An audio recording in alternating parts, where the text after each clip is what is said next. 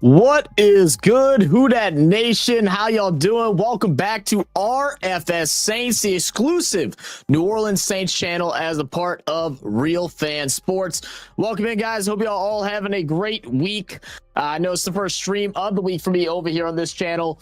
Dolph, thank you for holding it down yesterday. And Dolph will be here in just a moment. We are getting ready. Finally, Dolph's son is ready to go ahead and do the trivia today. It's all set up. We're ready to go. So we're going to start things off with trivia here as soon as Dolph gets back. He had to step away just for a second, but we should be here in a moment. But how's everybody doing? How's everybody feeling so far after all the breaking news that's came out throughout this week so far, man? The 53-man roster has officially been set. QB number 1 has been named, Spencer Rattler. We're all excited, I'm sure, and let all the haters be quiet and take themselves ass over to another team. If you don't like it, fuck off. Does that sound good to y'all? It sounds good to me. But what's good, Hoodie Jew? What's good, baby? Hoodie, if you're gonna be around for a while, man, I'm gonna open up the lines in a bit. But how you doing, man? What's good, Uncle Jerry? How we doing, brother?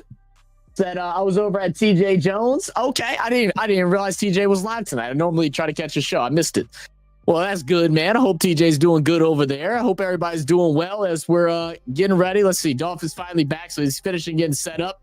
And like I said, we're going to start things off with trivia today, and then we're going to go ahead and get into our variety of topics. Of course, we'll be talking today about the 53-man roster as it has been updated. We're going to talk about some of the surprising cuts that took place, some guys that we thought for sure was going to make the team or had a good chance, but did not make the final call.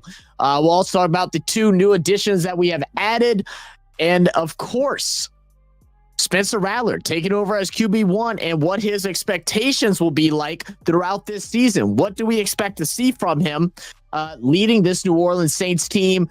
And if y'all didn't notice, at the very top of the chat, I do have it out saying, what reactions / edited videos would you like to see on this channel? I'm going to be doing some recordings hopefully tomorrow and throughout this weekend, getting a couple of different things over here. So let me know some things that y'all like to see. It could be some reactions like I have been doing to highlights. We could do highlights, more highlights from last year, some defensive highlights maybe. We could do some highlights, just the best highlights of New Orleans Saints history. We can go way back. We could just cover Drew Brees. I don't care. It doesn't matter. We can go ahead and do a bunch of different things like that. Or if you want me to go ahead and get a little more custom with it, I'm open to try anything. So y'all let me know what y'all are feeling. What up, T Dirty? How we doing, brother? Yo, my guy Dante over at East Coast Gridiron.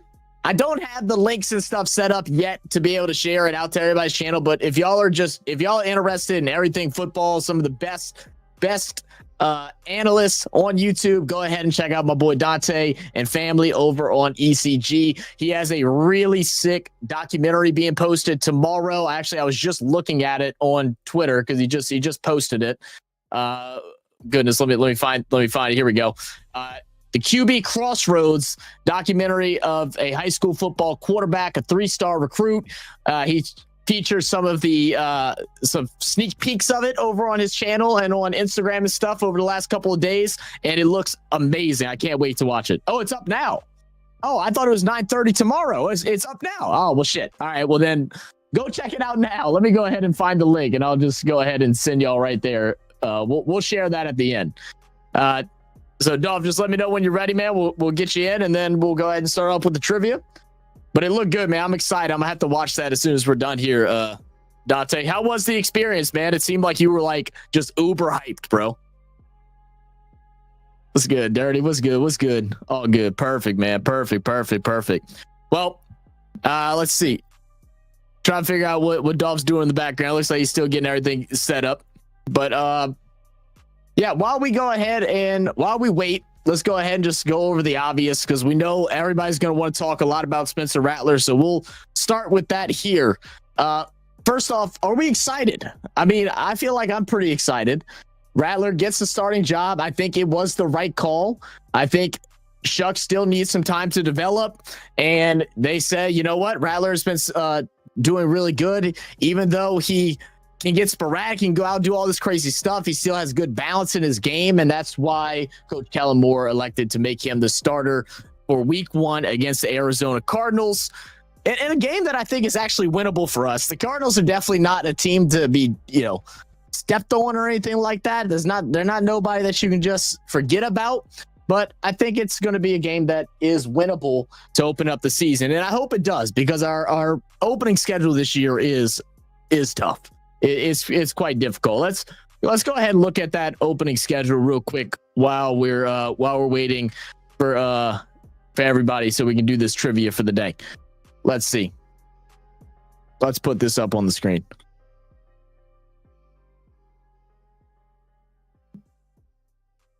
All right, let's go here. All right, so as we see the schedule for the New Orleans Saints, and we will do a full show next week, breaking down what win-loss record we think we'll have. We'll kind of break down each game and how things can turn for the Saints. I know Dolph is a lot more optimistic than what I am, but we'll try to break these down as best we can. But as we see, week 1, we go up against Arizona Cardinals. That'll be at home. And then the following week, we go up against the San Francisco 49ers, who looks like they're getting healthier. Pearsall finally has been cleared. Juwan Jennings hoping to be cleared. So Christian McCaffrey looking healthy, so that's always scary. It is a new look on the defense, so we'll see how all that pans out. Then we go on a crazy away trip. I'm happy that it's in September and not in December, but we go out to Seattle and to Buffalo, where we go against the 12 and then the crazy table-breaking fans of the Buffalo Bills. 2 very tough matchups before we come back home for the New York Giants. Jameis Winston back in the building. So it should be a interesting opening several weeks, man. I really hope we can come out before the bye and at least get, 4 to 5 wins. If we can get 4 to 5 wins here, I don't think that that's a bad look for us at that point in time. I mean, you're probably really banging on, Giants, Patriots, getting your Carolina win early, and then trying to steal one of these others before we go and face the Dirty Birds after the bye week. What up, Pammy? How you doing? How you doing, Pammy? I saw you in the chat yesterday. I was trying to listen in while Dolph was covering the show. I was at work, so I couldn't join y'all, but I loved your points that you made yesterday, Pammy. What was that you said that had everybody cracking up laughing? You said something ridiculous. Once the toothpaste is squirted out, you can't bring it back in or something like that. That had me jokes. Dante said I loved every minute of it. That's awesome, man. I'm glad you enjoyed it, bro. I'm glad you enjoyed it. Who all went? Was it just you? I thought I saw Sora out there as well. Did Sora make it out there with you? Said we winning more than that. I hope so, brother. I hope so. Amy laid down the law. She did, bro. Yeah, the toothpaste, bro. The toothpaste had me cracking up laughing. You said that, and I had the stream up like while I was training my client, and I was like, I gotta mute. I was like, I'm just starting to laugh in the middle of the gym. They're looking at me crazy. All right, here we go. What up, Duff? You muted? Oh, man. All right. Waiting on the star of the moment, man, to get in here. So, okay. What's going on, family? Who that to everybody? Hope you're having a wonderful night. Thank you all for joining us here on RFS Saints with your host, Mr. Zachary Bell. Listen, Zach is only 19 away, baby. 19 away, baby. 19 from 100. Let's get Zach to 100 tonight, baby. If you're not subscribed, baby, we got 18 of us in here, baby. Hit that like button, subscribe, baby. Let's get it. Pammy, how you doing? Come on in. Who that Records? Man. Uh-oh. But damn it, I'm tired of Jake Hayner. Jake Hayner is like that damn alley cat or that stray cat. Come on, man. Every time you open the damn door, that son of a gun is sitting right there. Just annoying, man. Just annoying. I know you're not mad that he's back on the practice squad. Yeah, I'm mad because who do you want us to go grab? Dolph McCord? No, we got Hunter Deckers. Okay, well they're both on there. But listen, this is what I'm saying. Who normally runs the scout team? the second string, right? Yeah. So that goes to Tyler Shuck. Yeah. What the hell we gonna do with 4 quarterbacks? I'm not. Yeah, that's fair too. That's fair too. With 4 quarterbacks, and you keep bringing this kid Deckers on and putting them off, man. Man, let Jake Hayner go ahead on about his business, man. That's a waste of time, bro.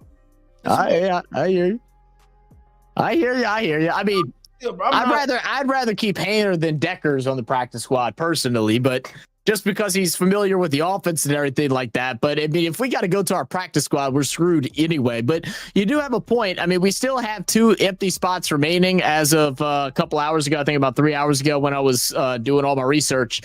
So there's still spots available. And so maybe something will change between here and next week. But we'll see. All right, so I still love Jake. Eventually, he's going to start. He's going to start for somewhere in Canada, you know, maybe I think arena football is still around. He might make his way out there, you know, something like that. UFL, he might be an all-star. All right, let's see. Looks like we're getting ready. You muted again, though. Oh, Okay. yeah, all right. Sports night with Micah J. You gotta speak to the family, baby. You gotta say who that to everybody. Who that? Man, you gotta get Come on, Micah. What's up, man?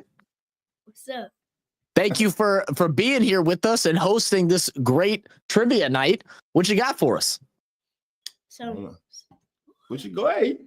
You got it? It's your show, baby. questions. Okay. Got some good ones for us.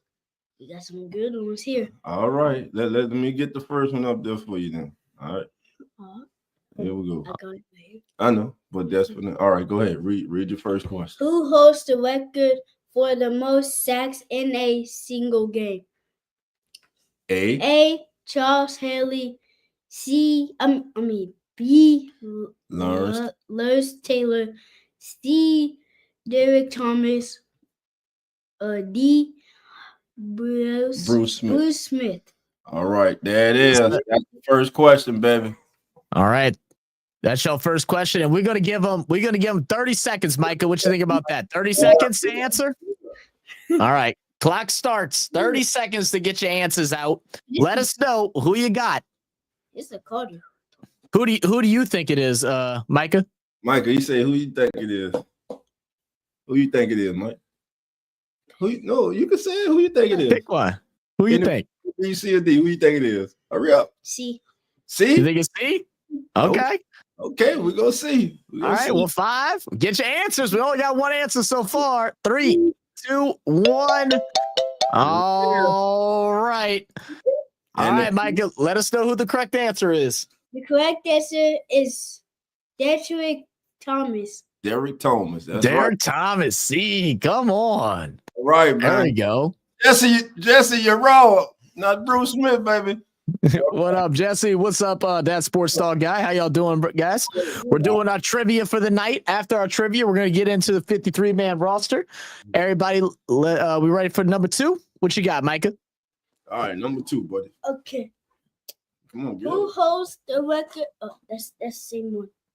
Yeah, I got you. There you go. All right, there you go.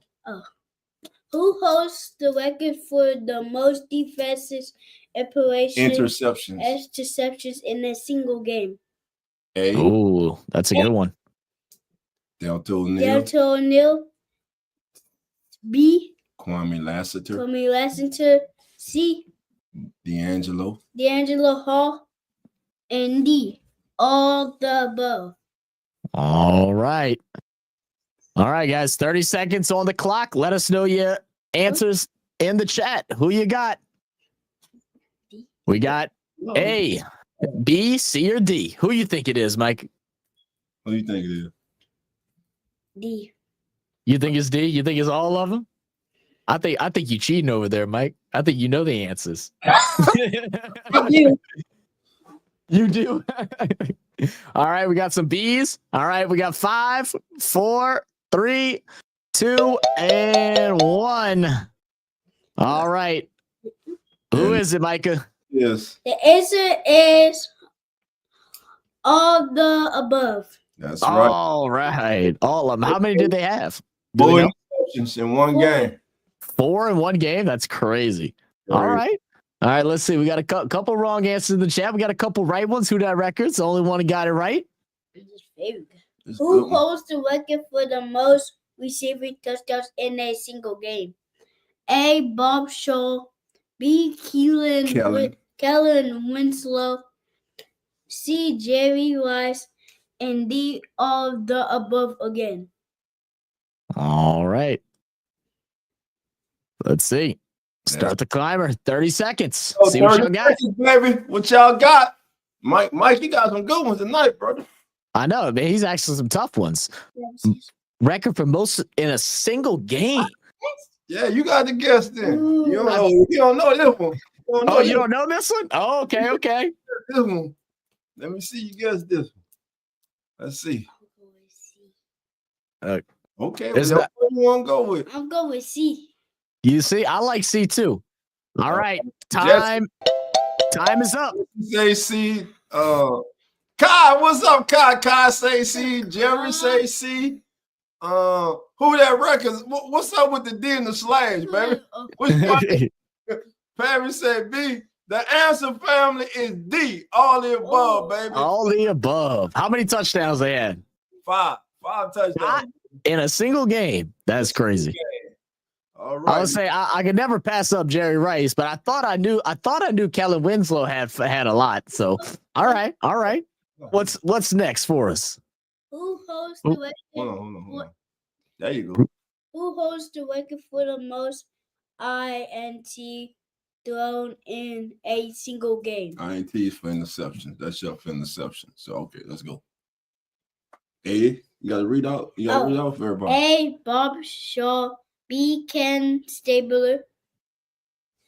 C. Steve DeBerg. And D. Jim Hardy. Okay. All right. 30 seconds on the clock. 30 seconds, baby. I'm going with. What you going with, Mike? What you going with? Keep him on here. Wait, what you going with? Yeah, let me see what you got. Let me see. Come on. Oh, you want to put the answer? I know the answer. You blessed. You got 15 seconds, Mike. Michael, come on. 15 seconds.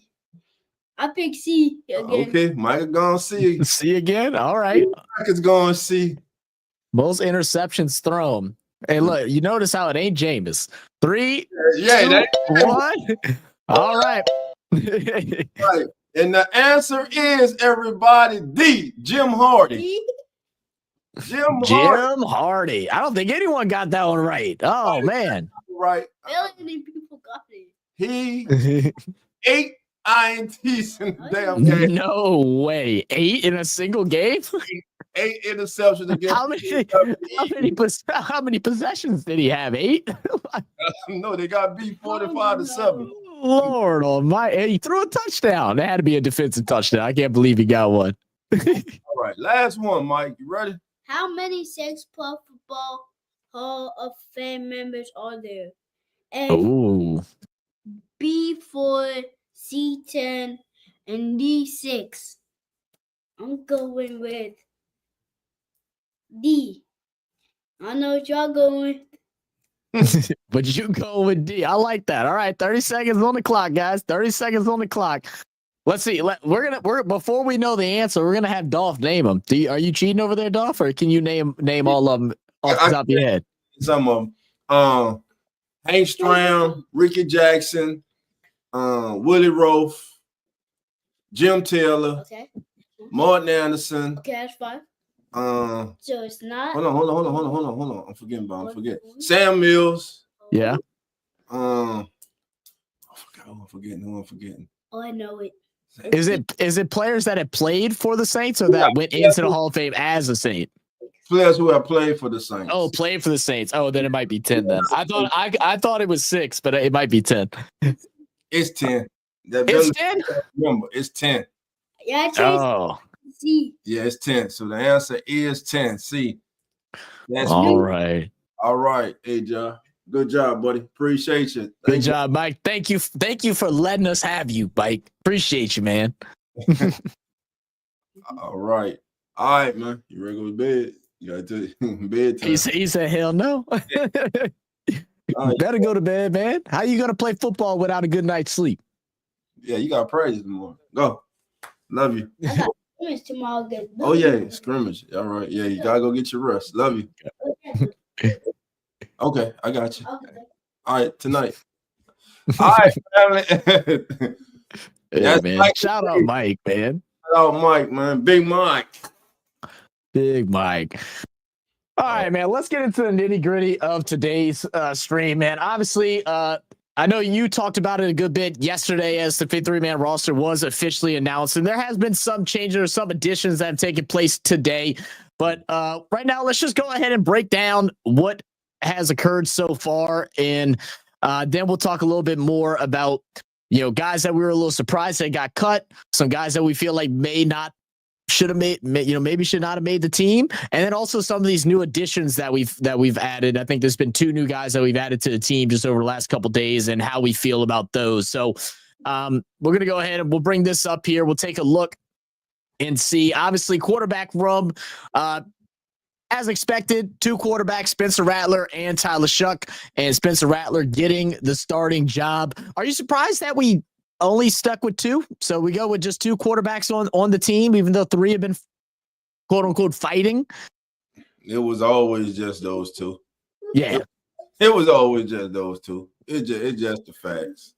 And what I think makes it interesting now, as we're getting some not really news, but apparently Taysom Hill's been working out a lot more with the quarterback room instead of with the tight ends. He's still labeled as a tight end, but it is believed that he may not be used as much as a tight end in this system through with Kellen Moore. And that could be the reason the Saints are stacking up tight ends. And I think you might be right. That could be why they're stacking up tight ends. But again, man, it's quarterbacks too. Not surprised. I knew I clowned a lot about Jake Hayner. I kind of figured they'll bring him back on the practice squad. But now they did throw me for a loop when they did sign Hunter Deckers back. I thought, well, maybe he is gone, but they re-signed him anyway. Which really I don't understand. I don't understand it because we know that Tyler Shuck is going to get all the reps with the scout team. Mm-hmm. And because that's how everybody last year started to notice Spencer Rattler when he was performing against the scout team. So those would be valuable reps with the scout team for Tyler Shuck. So there's no need, in my opinion, to have a Jake Hayner on the team when you sign a young Decker who's a younger quarterback that you can eventually develop in your system. Yeah, I mean, I think it's always a good thing to have a third. I mean, that having Hayner, I don't think is a bad thing. But whenever you mention that we have, now 4, 2 on the practice squad and then 2 in the start in the 53, that is a little odd because there's definitely other positions that we're a little low on that I feel like, getting more reps with those guys to hopefully fill a role later, offensive line, defensive line, and things like that. Even corner, that it would make more sense to keep players fill those roles in our practice unit. But that'll be the 2 running backs. Little bit of a surprise, man. Clyde Edwards-Helaire not making the 53. We saw Cam Akers got dropped earlier this week, pretty much right away. But our 4 are going to be Alvin Kamara, Kendre Miller, Devin Neal, and then Velus Jones, who is primarily going to be a special teams guy and maybe, throwing in a couple of different, trickery type plays with this offense. But Clyde Edwards-Helaire gets released. That allows him to have the option to go wherever he wants to go. It's not a waive, and it has been official. He has signed with the practice squad back over in Kansas City with the Chiefs. Back home with the Chiefs, man. Well, you want Chiefs. Are you upset that we don't have Clyde no more? Surprise. I thought that Clyde would I thought they'd bring him back on the practice squad. I think he believed and felt like he should have made the original 53. And remember, when it comes, Clyde, he's a veteran, so he's an invested veteran. So he didn't have to go clear waivers. I mean, he just had to clear waivers. No one can just claim him. So he chose to leave. and go back to Kansas City. If he wanted to, he could, and if the Saints wanted him, he could have stayed, but he wanted to go back to KC. I can't blame him. I can't blame him either. I mean, you're so excited. You get that call, late at night, you book a flight and you're in New Orleans the next morning. And then, you feel like you kind of got done one. I mean, he probably felt like he's been getting all those third round reps for this running back squad, especially with Devin Neal dealing with the injury the first 2 weeks. He comes in. Devin Neal, I think, averaged like 4 or 5 yards per carry in the final preseason game. It's a guy that we drafted, a young guy that we like. And then Clyde Edwards-Helaire probably feels a little screwed over if we're just being blunt with it. And I can't blame him. I would have loved to have him a part of the team. I thought that he had a very good purpose with this team, especially with, being a little bit more of a vocal leader. As we know, AK is a guy that leads through action and less with words. So right. I thought, somebody like Clyde had a place, but with how many running backs we had on this team that could virtually make any roster, it was always going to be a tough spot to make it. But I think he should have made the squad, bro. I think so too, but I just don't know if you can keep 5. So then what it is, do you drop Devin Neal? I don't think you do that. Do you not keep Velus? No, I take my chances with Velus. I got Devin Neal, Kendrick Miller, Alvin Kamara, and Clyde Edwards-Helaire. I would have took my chances with Velus. And send Velus away. Yeah. You probably could have re-signed Velus to the practice squad. You definitely could have. I think the only reason why Velus is there is because of what he's going to do for us with special teams. And that comes down to the next position group, which is the wide receivers. We know Pettis was a guy that was involved with the special teams a lot. He's one of those guys that got cut here. And I think the decision that we're seeing between these two position groups was running backs. We either keep Velus and get rid of Clyde, and then we keep Cedric and get rid of Pettis, or vice versa. Keep Clyde, get rid of Velus, keep Pettis, and then get rid of Wilson. But they obviously decided on what they did here. I think Velus is a better returner than what Dante Pettis is. So, and I think he can give a little bit different of a spark, a little bit different of energy. There was a lot of plays that I liked that I've seen from him in the games as well as during practices. And I think that those big spark moments is what solidified his role on this squad as a special teams returner. Yeah, he provides a spark. I would say he's more dynamic as a kick returner. But I think Dante is a better all-around special team as far as returning kicks and punts because of his ability to return punts. Now, that's the thing. Who is going to be our primary punt return? Again, I don't want Rashid. I don't want that to be Rashid's man. I don't either. That's why I thought that keeping Pettis would be an asset. Now, can Velus do it? Can he return punts? I don't know. I didn't see him back there. I didn't see him do it either. Yeah, you're right. I didn't see him do it either. I know he can return kickoffs, and play on gunner, probably on one of the gunners on special teams. But right. So yeah. So who does the punt returning? Is it Velus? Is it Mason Tipton? I'm with you. I don't want it to be Rashid Shaheed. I'm not trusting Cedric Wilson back there. We dropped the other guy that was returning punts in Jaden Price, who we'll get to in a moment. So who will be returning punts for the New Orleans Saints? I was not impressed with Jaden Price in preseason. Me either. Oh, and man, congratulations on the young man on being brought back to the practice squad. But I don't see the vision. I don't see the vision either. Look, it's already hard enough to play corner in the league. It's even harder when you're a white boy playing corner in the league. So just being blunt with it. But also, I just want to go back and say what up to everybody. I see a couple new faces, man. That's welcome to RFS Saints, guys. Appreciate y'all for being here. That sports talk guy. What's good, bro? L Dub in the building. What up, L Dubs? At least CH didn't go to anyone in our division. I agree with that. You damn right.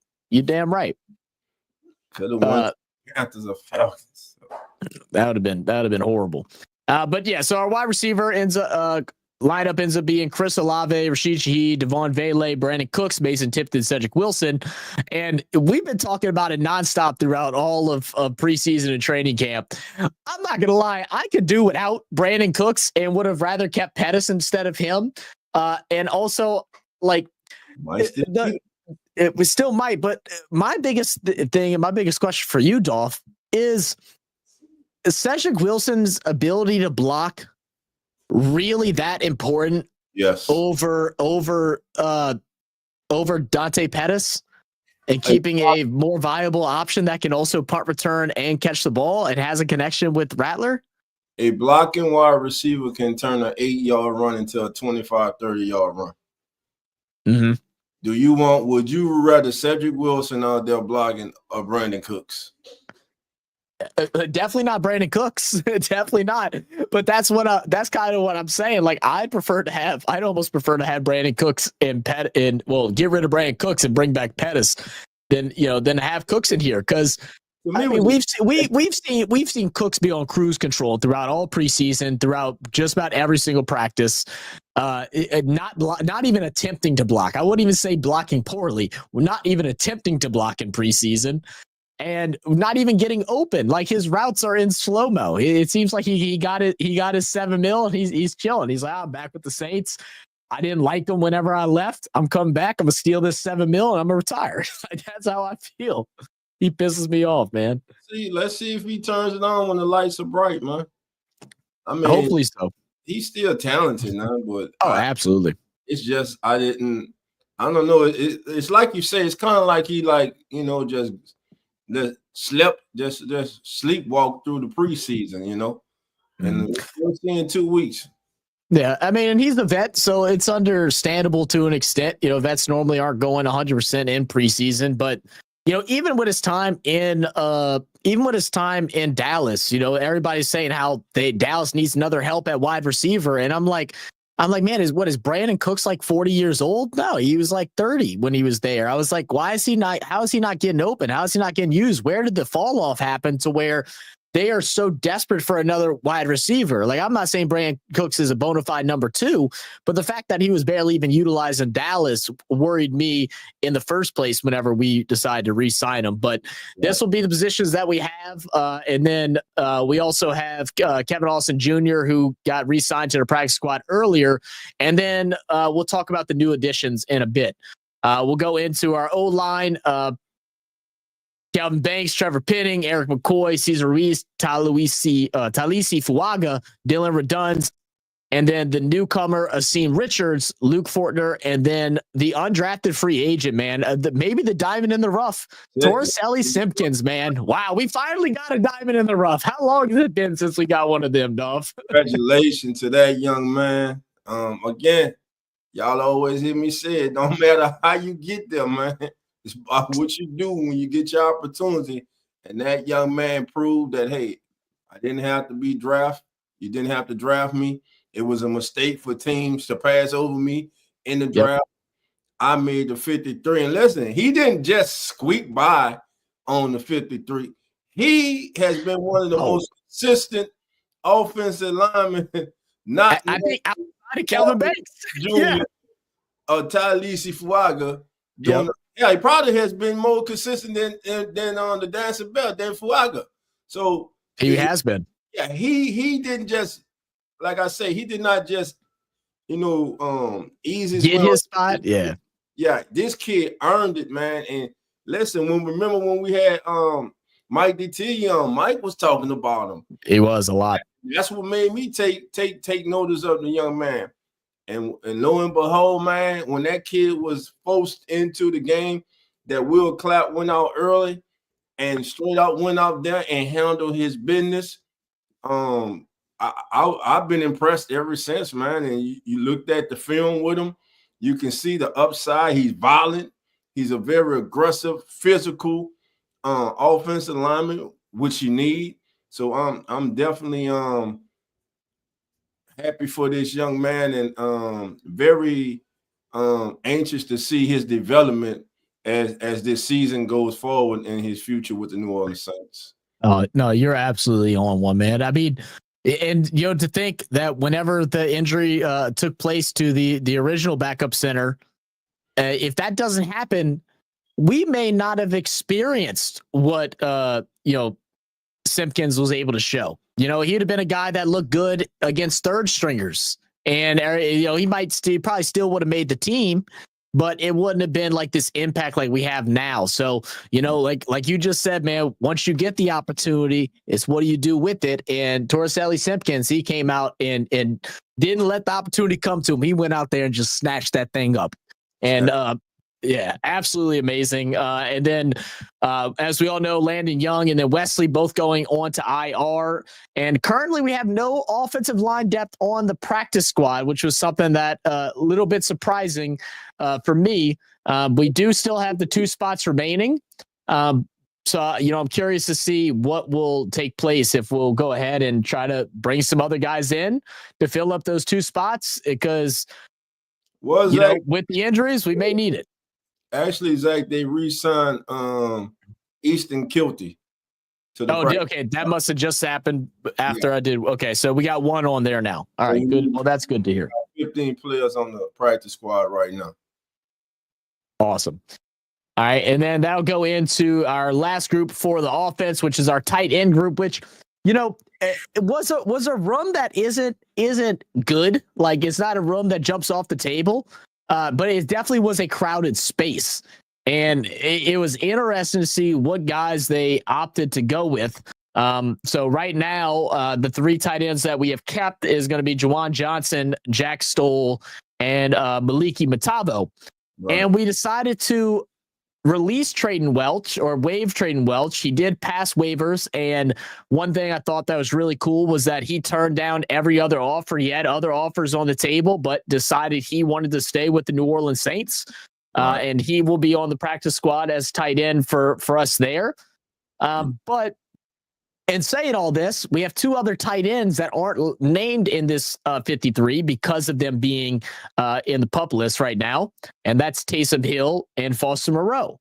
Right. So this list gets a bit smaller, and some of these guys are going to lose spots, not just on the team, but also on the practice squad, by the time that they come back.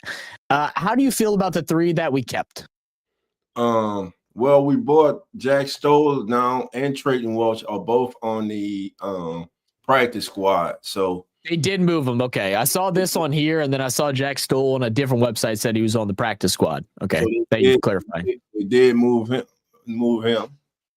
And today when Kellen Moore, something struck me, and then you just spoke about Taysom Hill really not being too involved in the tight end room. And I believe it was last week when it was either Tyler or Spencer talking, and they said Tyler. It was Tyler, and he said Taysom Hill, and my ear stood up. I said, okay. Taysom is in the QB room? Okay. And then today, when Coach Moore was talking, and they were talking about tight ends, he said that Foster was progressing on the pub. He did not mention anything about Taysom Hill. So Taysom Hill could be like you said, coming back and doing Taysom things at quarterback. So going back to the last game on that 4th down, a healthy Taysom Hill. That's converted. So every day of the week. I'm kind of excited now to see how if Taysom comes back and when he comes back, how he's going to be used by Kellen Moore.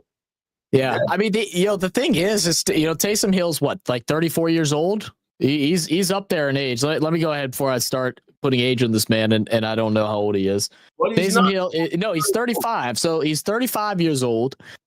We do know that he came into the league a bit late, but playing all these reps at all these different positions puts a lot of wear and tear on the knees and stuff. So I'm not really mad at him not putting him at all these crazy positions, but to set him up for design-specific plays. He's still going to be on the roster. He's still getting paid money. So they're going to have to find ways to utilize him. And, what's a better person to find ways to use Taysom Hill outside of Sean Payton than Kellen Moore, who has been running a offense over there, a very good run offense over in Philadelphia this past year. Yes, and that's a good observation, Pammy. Yep. I think Taysom has always been that veteran quarterback on the team in that room. So that's a great. But man, I'm kind of that's just something that stood. I don't know if it stood out to anyone else, but to me today he kind of like distant. In my opinion, he distanced Taysom away from the tight end room when speaking about the tight ends. But he did say that Foster was progressing. It is interesting to see where that's going to take us.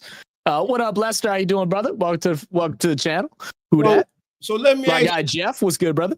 Sydney. Hello, Sydney. What up, man? So Maliki Mutavo. The last two games he flashed, bro, and he didn't get moved to the practice squad. Yeah, that was the one surprising thing for me, man, because I thought Jack Stoll is obviously a much better blocker than the other three that are there, or other two, Matavo, Trayden Welch, but and now Stoll going to the practice squad, that kind of a little bit telling too. But I thought Trayden Welch was set to make this team, man. He made some phenomenal catches, phenomenal plays. Now, obviously, these guys, these coaches and stuff aren't just evaluating the big catches and the plays and stuff like that. They're looking at everything, and in between, they're looking at how he's doing on blocking. Is he in position correctly? How hard is he working during camp and stuff like that? There's a lot more that goes into it than just the 3 or 4 catches that we see, or, the quick checkdowns to, most of the time being wide open, that he got a lot of these receptions. But I thought Trayden Welch had made a pretty big case to make this roster. And I know Matavo had a pretty decent week 3 in preseason, but I didn't think he was better than Welch. You disagree with that, or how'd you feel about that? I think it came down to a numbers thing. I think right now, this roster, I know this roster is going to keep flipping all the way up until we get to game week. Probably throughout the season a bit. Friday, that Thursday or Friday before kickoff against the Arizona Cardinals. With Trayden Welch and Jack Stoll being on the practice squad, look for one of them, if not both of them, to be designated, called up for week 1 against Arizona, and maybe Matavo be downgraded to the practice squad. So I think what they're doing, they're leaving themselves a lot of flexibility, and I think they're going to be looking at it week by week with the matchup that they have, and which one of these young tight ends help them match up better against their opponent for that week. Absolutely. And then, one interesting thing, the topic of the New Orleans Saints closing out last year was what, Dolph? Old. We got where it smelled like Campbelltine, and the potpourri and stuff like that in the locker room. It was a problem. Well, guess what, Dolph? There's only 2 guys that are 30 years or older on this offensive side of the ball now. That's AK, who just turned 30, and then Brandon Cooks, who's 31. So all of a sudden, we've made a big flip from being one of the older teams to having a very youthful offense. Yes. And hey, that means you got to let the kids play. You got to let them grow. And again, we're gonna have to be patient with this rebuild, family. We gotta be patient. Listen, I ain't gonna be patient September 7th when I'm watching the game, because I want to whoop no. But after the season, we'll go ahead and build a little bit of patience back up, huh? Yeah, I'll build some up after that, man.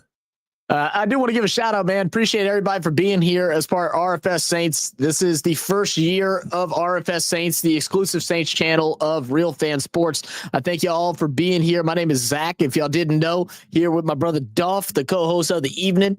Thank y'all. Make sure y'all hit that subscribe button if y'all new to the channel. We're going to be doing live games for every single Saints game, unless I'm at the game.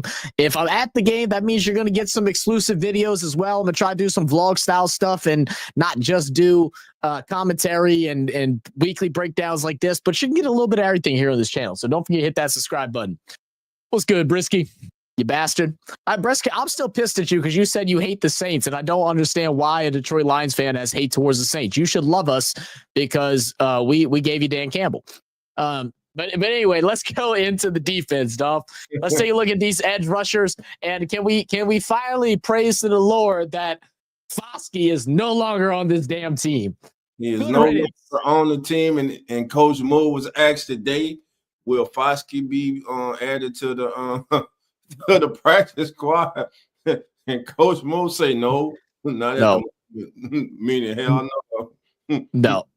And I don't think he's been picked up by anybody yet either, which, I mean, dude, like outside of like joking about him, I do feel bad. I mean, you know, it's a guy that had like extreme high hopes. He was an early second round pick just a couple years ago. He set records at his school, you know, was a beast, but just didn't turn out in the NFL. It kills me, man, to watch talent like that. To like, it's different if you got wasted because the team didn't set you up for success, but that's not the case with this time around with him. They gave him every opportunity this preseason, man. I don't know what it is. I don't know if the young man was going through something off the field in his personal life. I don't know what it is, but that's a big fall, man. To go from the all-time sack leader at one of the most prestigious universities in Notre Dame, all-time sack leader, and hell, and you only have a half a sack in your Saints career. And maybe I'm cutting him, so he might have 1.5, but I only remember him getting a half a sack. And I was one who was excited when we got him because I thought he was you're not alone. I know he was kind of raw, but I thought with his athleticism, I thought he'll be able to help us against mobile quarterbacks. But it just didn't materialize, and I know I'll be playing and clowning a lot, but I really wanted this kid to prove me right. Not wrong. I wanted him to prove me right because, again, I stood on the table for him. Me and Coach argued on draft night about this, you know, going back and forth, man, and just sorry it didn't work out for him here. Hopefully, and I think he will get an opportunity somewhere else in the league. And hopefully it's the right situation for him, and whatever was stopping his growth here in New Orleans, that would not be the case when he finds himself a new home. And I wish him all the best, except when they play us. You know, I just very true. Went through him. Yeah, I mean, like, you'll never. This is one thing I would not do on this channel. I will never wish bad, blood on anybody. Ex-Saint. I don't care if I think the only person that ever was deserving of it is Mr. Burnt Toast himself, Eli Apple. Not even Derek Carr could make me. As much as I didn't want him as a Saint, I'm not going to wish bad on these guys. You know, I pray that they can figure their stuff out, especially a young player like Foskey, who but had all his eggs in the basket to go ahead and be a NFL star. So hopefully he can find himself, figure out whatever it is. But edge rushers, Chase Young, Carl Granderson, Cam Jordan, Chris Rumpf, and then Fadil Diggs, who was waived and is on the practice squad. Yes, him and Jasheen Davis. And Jasheen Davis, yes. And those are two kids that I was kind of surprised. And listen, if you watch that game Saturday, number 59 jumped off the screen for me with his athleticism, his speed. So Jasheen Davis, man, he was definitely one player that I'm glad to see the Saints were able to reclaim, get him and Fadil Diggs back on the practice squad. The edge rushers, of course, Chase Young, Carl Granderson, and Cam. It's on now, man. It is up to Chase Young and Carl Granderson. They have that athleticism. They are talented enough. They just have to put it together, man. Last year, they combined for a total of 11 sacks. That's not going to be good enough this year. Both of these young men, in my estimation, hopefully should be somewhere around if it's a real good year for them, I'm saying a combined 20 sacks, 21 sacks. I feel like if you get 20, you're extremely happy. I mean, I think a number that you wouldn't be disappointed with is if you can get somewhere around like 17. Like if you can get 11 to 12 out of Chase Young, and then you can get 4 or 5 out of Cam, and then get another 4 or so out of Carl Granderson. I think that is a complete upgrade from the lack of pressure. I won't even say pressure we had, because it was just a lack. But let's see. Is there anything else I wanted to talk about on this? I don't think so. So yeah, I think it is. I'm sorry, Dolph. I think it is a good thing that we did get Fadil Diggs and able to get them on the practice squad, because they still need to develop a bit, and they've shown some good promise. So them to be able to stay with the team and continue to develop with this squad, I think it's going to be a good thing. What I like to see happen in the next CBA is for them to work out where if you got 53 healthy players, they should all be able to go on game day. I do not understand why you have to have inactives on game day if they're healthy. If I have a 53-man roster, I should be able to use my entire 53-man roster on game day. If someone is hurt, they go down to the practice squad because they hurt, or they go to, they hurt. They're just inactive for that day. Yeah. That's something. And with the NFL definitely going to 18 games, that's something that if the union, I think that's something union needs to discuss on the table for. No, that's not even discussion. Y'all want 18 games. That's man, you putting these guys' bodies through hell, man. That's a long time to car wreck, man. Yep. It's a long time to car wreck. You're right.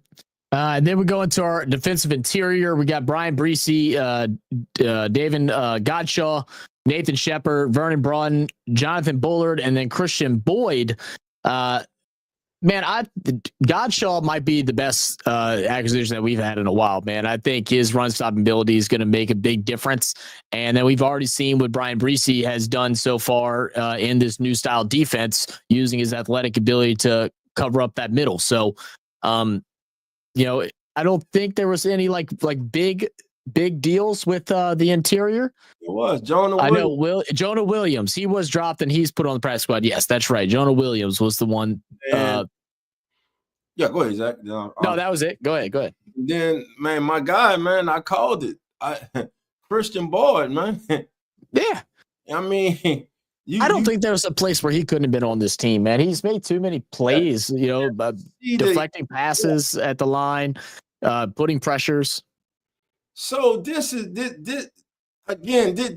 shows me, and this should show all of us once again, that coaching matters. Coaching matters. Bo Davis comes in. This young man wasn't. How many games was he active for last year? Maybe 1 or 2. I mean, he was underdeveloped last year, not used. He was a natural nose tackle at Northern Iowa. Big kid, can move, and you see what the kid, man. I just can't wait to next Sunday. I know he's dealing with a hand issue, and coach says that it shouldn't stop him from playing. Just need that hand to get all the way healthy. And I think that kid from the interior can get 4.5 to 5 sacks this year. Yeah. And then we'll go into our linebackers, and a pretty exciting thing too, man. That's the fun part about this team, especially going through this rebuild, is that there's a lot of potential in the air, man. I don't think anything's set in stone with all these players. A couple of them that have like big promise, some that could develop into something crazy, but we'll see our 5 linebackers being DeMario Davis, Pete Warner, Danny Stutz, Jalen Ford, and Isaiah Stallbird. And we get our surprising drop of DeMarco Jackson, who Dolph, you said last week during the preseason game, he said, I don't know if DeMarco makes this squad. He sure enough does not. He gets signed, picked up by the Bears. And a lot of this is due to Staley. This was a Staley call. Staley had really high hopes for Jalen Ford and Stallbird. He had a lot of promising things to say about them, and how they've showed great progress throughout the camp, and also in the games. Right. And in the last month, man, Jalen Ford, man, just came on like a house of fire. We've been watching Stallbird make plays in practice. You were watching them in the preseason. And what we gonna say? Everyone's been waiting ever since we drafted Stutzman. Everyone's been just excited, and he's done nothing to calm down the enthusiasm. A room that we were really worried about before the preseason, no longer are we worried about, because I think we got 3 viable young men to back up our 2 starters in Demario Davis and Pete Warner. Stutzman, Jalen Ford, Isaiah Stallbird. All these young men are very athletic on sideline to sideline. Jalen Ford, you saw his athleticism with that great intercept he had week 2 of the preseason. He led the team with eight tackles. Stallbird, he's just a heat-seeking missile on special teams. Very good, young, instinctive young linebacker. So a room that was lacking in talent, a room that had underperformers like DeMarco Jackson, now has 3 young men that are very promising. And also we did bring back Nephi Sewell too. He is on the practice squad too. So 4 really good young linebacker prospects now. And like you said, just like on offense, there's a youth movement.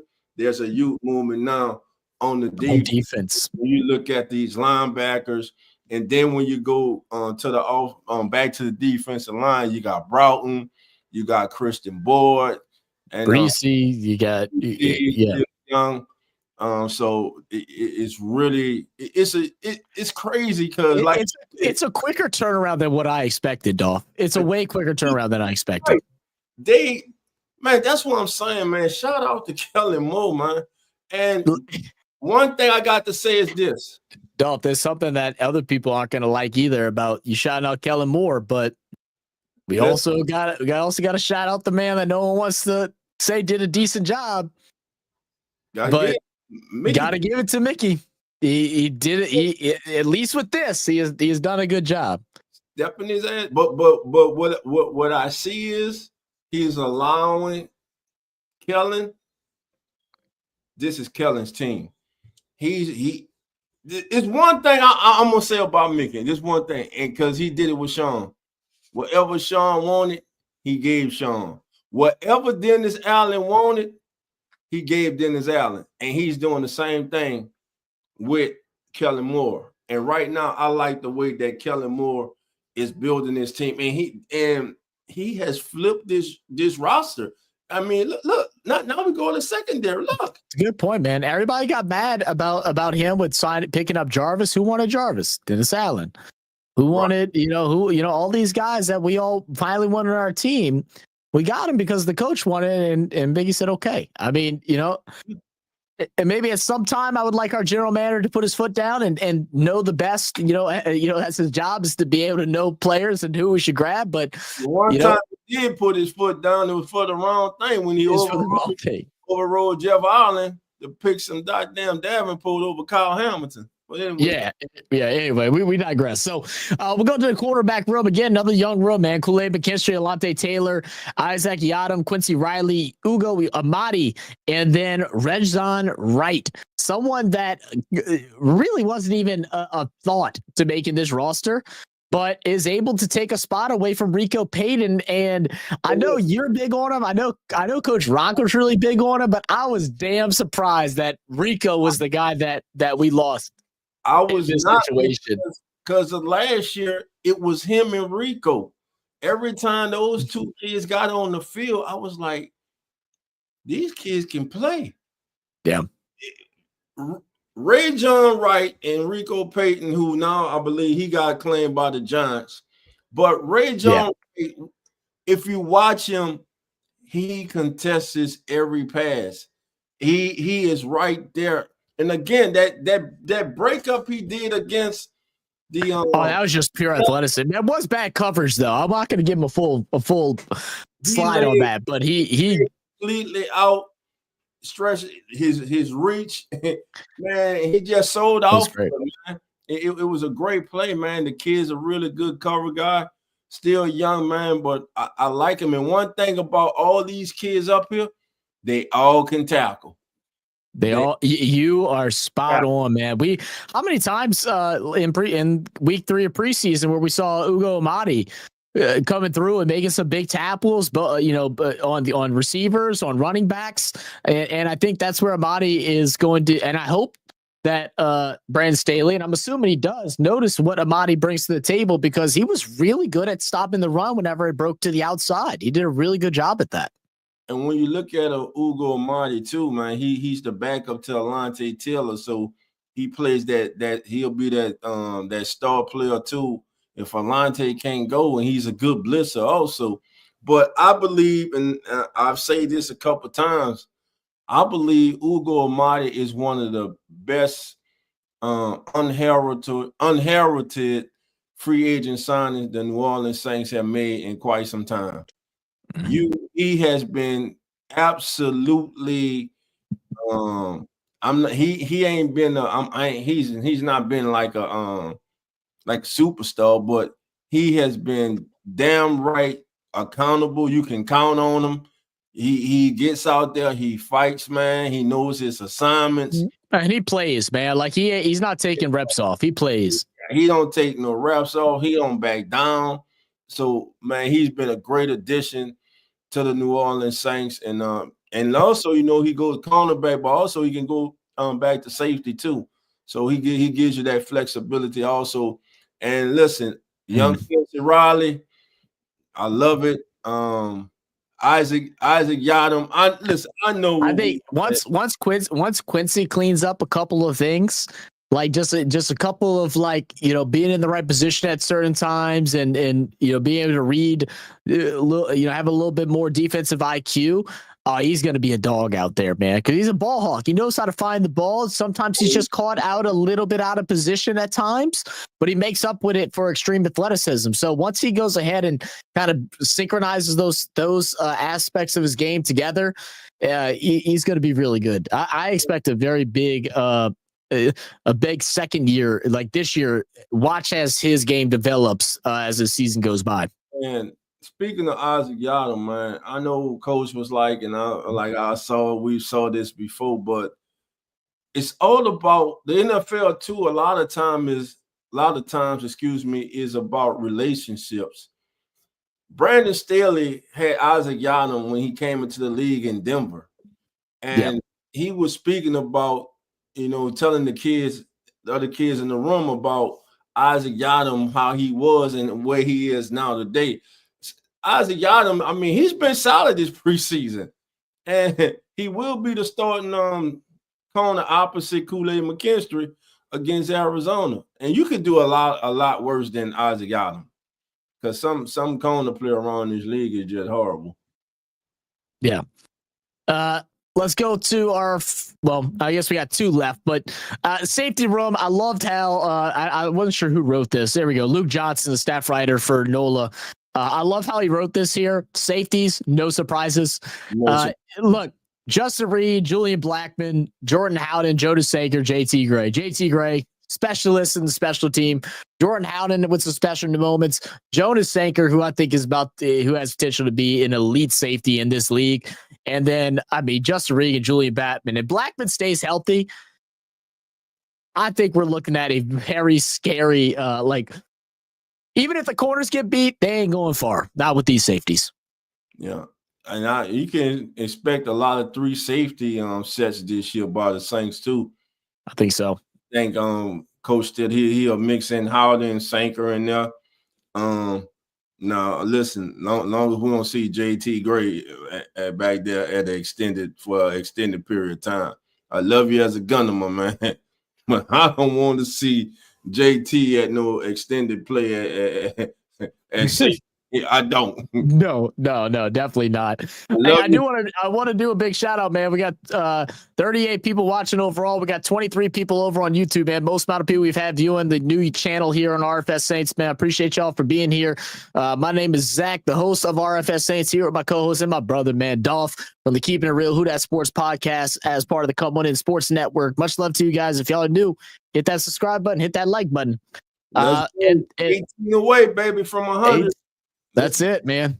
That's it. And then our specialists, Blake Groupie, Zach Wood, and Kai Kroger. I was trying to see if Charlie Smith got picked up. I hadn't seen anything yet, so I'll assume. I'll tell you. I know you don't want to save a extra spot on the.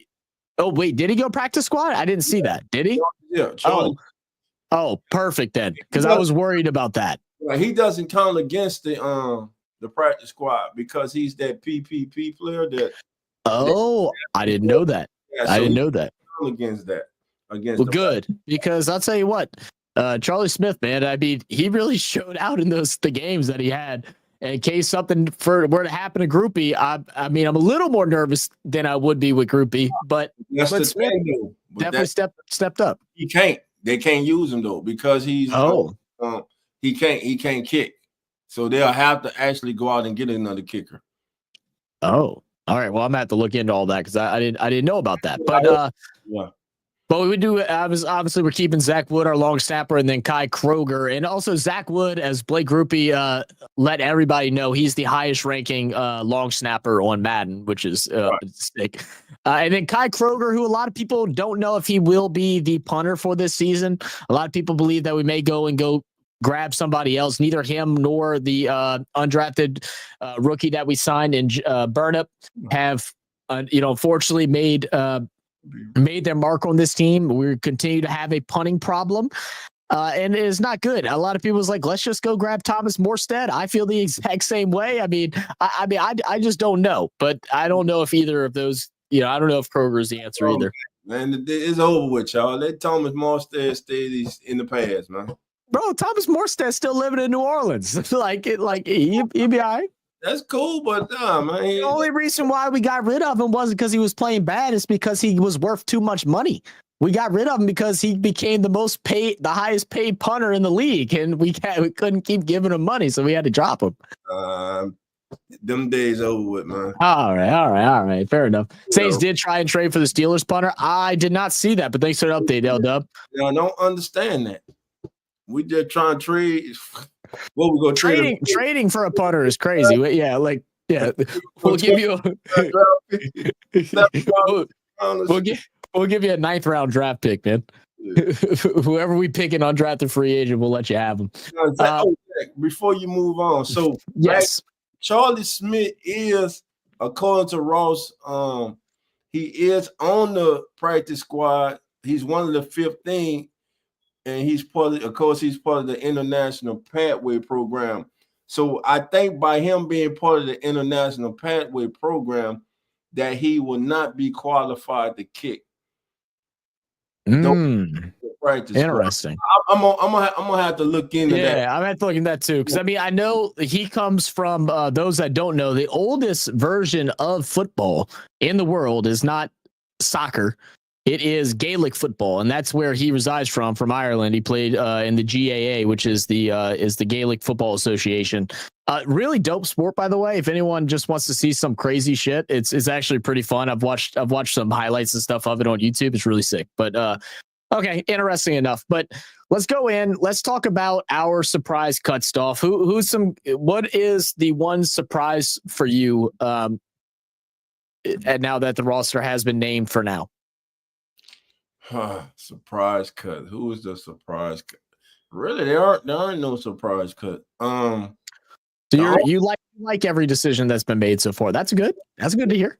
I'm not. There's nothing that really stands out to me. Now a few people I'm worrying about why you brought them back, but I still don't see the vision with Price. No, they brought him back for the practice squad. Yeah, I don't. Easton Kilty, he was not impressive to me. No, we already spoke about Jake Hayner. So your issues are more with practice squad guys than what the actual roster looks like. Yeah, and the only thing that surprised me, and mainly because he was hurt, but the Rigo Payton, I thought there was a way that they can have both Ray John and Rico on the team, but of course came down. So other than that, and of course Clyde leaving the Saints altogether and going back to the Kansas City Chiefs. That'll be the one surprise. That'll be the one surprise. I feel like the Clyde Edwards-Helaire thing just kind of hurt a little bit more than it surprised me. Like, I wanted Clyde to make the team, but I thought he would have been the fourth running back. But the things I saw out of Velus Jones, I think, is why we kept him, and I think it made it a very difficult decision with what, like we spoke about earlier, what Velus Jones brings outside of running the ball, but you're doing returns and stuff like that. But probably my biggest surprise, or the guy that I would have marked as a for sure to make the team, the 53, would have been Traden Welch. I think that was the one guy that I thought would have had the chance because, like we said, once Foster comes back, once Taysom comes back, that tight end room is going to get even smaller. Even if Taysom doesn't play a full tight end role, he'll probably be marked at the tight end position, at least how it looks on the roster. So, I thought, I think what ends up happening once those guys get back, and we're talking about practice squad, who gets kicked off? Could it be some of these other guys on there that we've already done seeing? They're not going to keep 3 tight ends on a practice squad. I can't imagine them doing it. So I feel like that's going to be a weird situation. I think that, like I said earlier, I think that tight end room is going to be a revolving door, guys. Coming up off and on back onto the practice squad until I believe you get 3 designations before you actually have to either release them or add them to the 53. So it'll be interesting. And we know that Jack Skull, he came over with Kellen Moore, and he's known for his blocking. And young Matavo, a young developing tight end that you can develop. You hope he develops into something special. So we'll see, man. And then as far as new additions, there's obviously been 2, one of which has already made the 53. That's, or as of right now, Asim Richards. We traded him, and we also received a 7th round pick for a 6th round pick, both in 2028. Right now, he's the backup tackle. It's his 3rd season. He was drafted in the 5th round in 2023. What's your thoughts on bringing in Asim Richards? I mean, I feel like it just made sense to add to the O-line. But you needed depth with all the injuries. I mean, the offensive line, after they're starting off kind of healthy, has just been ravaged by injury. Of course, we lose Clapp. We use Nick's saw the very Trevor Quinn is dealing with a turf toe. Also, Tylee's dealing with a knee. So that's something we need to keep an eye on as this week, and especially next week. So they need the offensive line depth. Was not happy with what we saw. We all were not happy with what we saw in the backups. We knew that they needed to upgrade. And with Richards in Dallas, they were really sad to see him go. Like the young man, think he's a good football player with a high ceiling, who's only going to get better. So everyone's saying believe that the Saints got a good young player there. And also the day they added Trey Palmer. From the Broncos? Yeah, they added offensive tackle Xavier Truss. Okay, so I didn't see that one yet. So they did grab Xavier Truss. Yeah, they grabbed Xavier Truss. He played at Georgia. He was an undrafted free agent. He's 6'7", 320 pounds. Big boy. Yeah, NFL Draft Network said that on his scouting report, he showed the ability while at Georgia to play offensive tackle as well as the interior of the offensive line. His strengths, see what they have for his strengths. Overall, he presents as a player with many NFL traits and tools, with the right development and improvement in strength, he could become a starting offensive tackle in the NFL, and they had them projected as a day 3 player. So the Saints picked up. And the one thing that he has, Zach, is on his blocking. They say he plays with his pad level too high, so that's something he's going to have to work with, to adjust with. Yeah, it allows the defenders to get on his pads. Well, look, certain things like that, I don't mind because, I mean, those are things that are easily trainable. So, we'll see how that develops, and getting depth in that position is definitely something that's never a bad thing, regardless of what team you're on.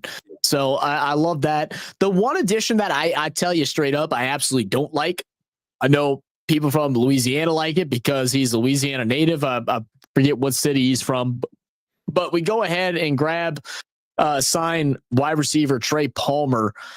He was a wide receiver for the Tampa Bay Buccaneers. He's going into his 3rd season right now. Dude, I went and looked at his stats, and I remember him. I think he had one pretty decent touchdown against us, actually, and that was like the only thing that I could think of with his name.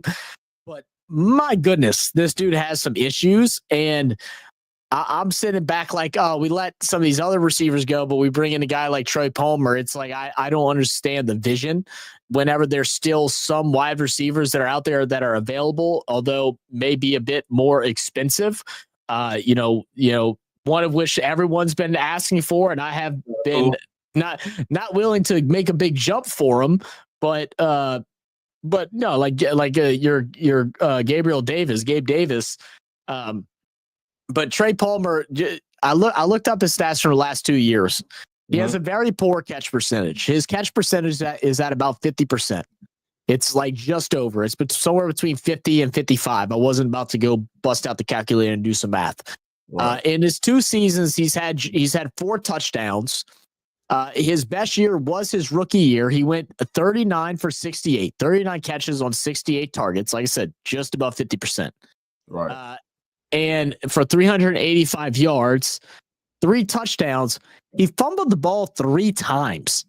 He's fumbled the ball 4 times since he's been in the league. And so, like, you can't catch the ball, you can't hold the ball on your limited opportunities. I just don't see the vision of what bringing him in does. It's not like he's a different style of wide receiver than what we already have. He's stated at like 6'1", smaller guy. I think two something, low 2s. I don't agree with that signing. I don't think that made sense at all. Kentwood, thank you, Slim. Kentwood. 10 career punts, which he averaged 8 yards of return. So maybe that's why. Maybe it's the punt returns to replace Pettis. That's the only thing I can think of. But I don't know. Did those fumbles come from punt returns though? Like, I mean, I didn't go through and watch his tape, but I don't know. Some of that worries me a bit. I'm not going to lie. Yeah, but the one thing that he brings in, once again, the Saints got speed all over the field. Yes. That is one thing in the backfield. Receivers, Jawan Johnson can run. So the Saints have real speed. You go put a track team on there. If that offensive line can get healthy and just come together, Saints may surprise a lot of people this year. Yeah. And we'll talk a lot more about that next week as we kind of give our breakdown, our expectations for the Cardinals game. I did see Riz said, to be fair, how is he supposed to play? I'm not talking about him being in Tampa Bay. I'm talking about I wouldn't expect him to get a lot of opportunity. I'm saying that out of his opportunities, he's only caught the ball 50% of the time, and he's fumbled it 3 times. That's where my issues come in. I don't care what he did, what his usage was like in Tampa, is that when he had the chances, he didn't capitalize. 50% drop rate in the NFL, or we'll call it 60%. 60% catch rate in the NFL is not good.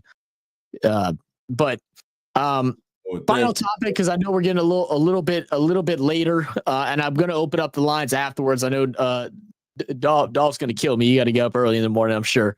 But QB1, Spencer Rattler. We've talked about Spencer Rattler enough to say what how we feel about the competition, everything like that.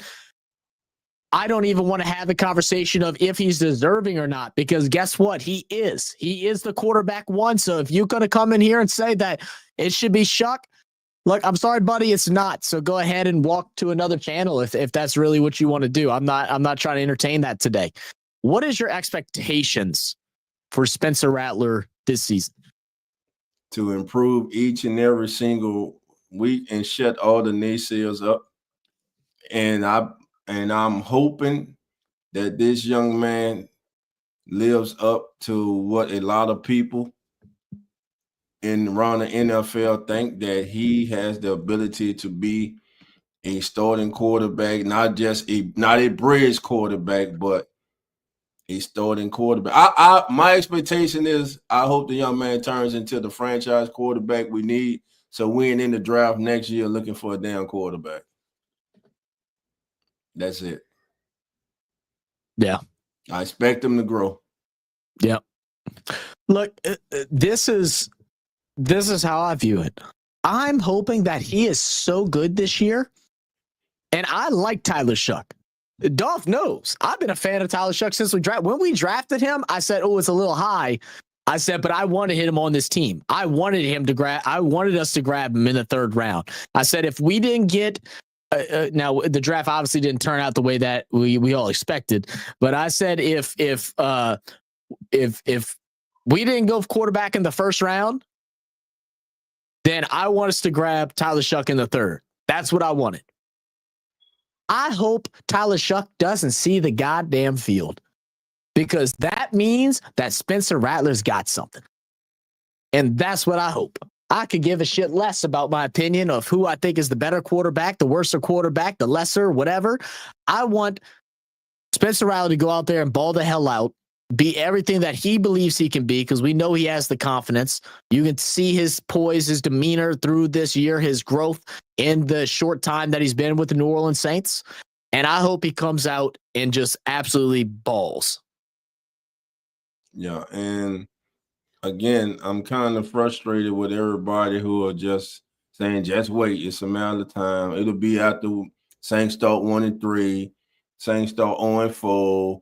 If they have 1 or 2 wins by the bye, that's when they'll make the switch. I'm listening. I'm listening to the coach.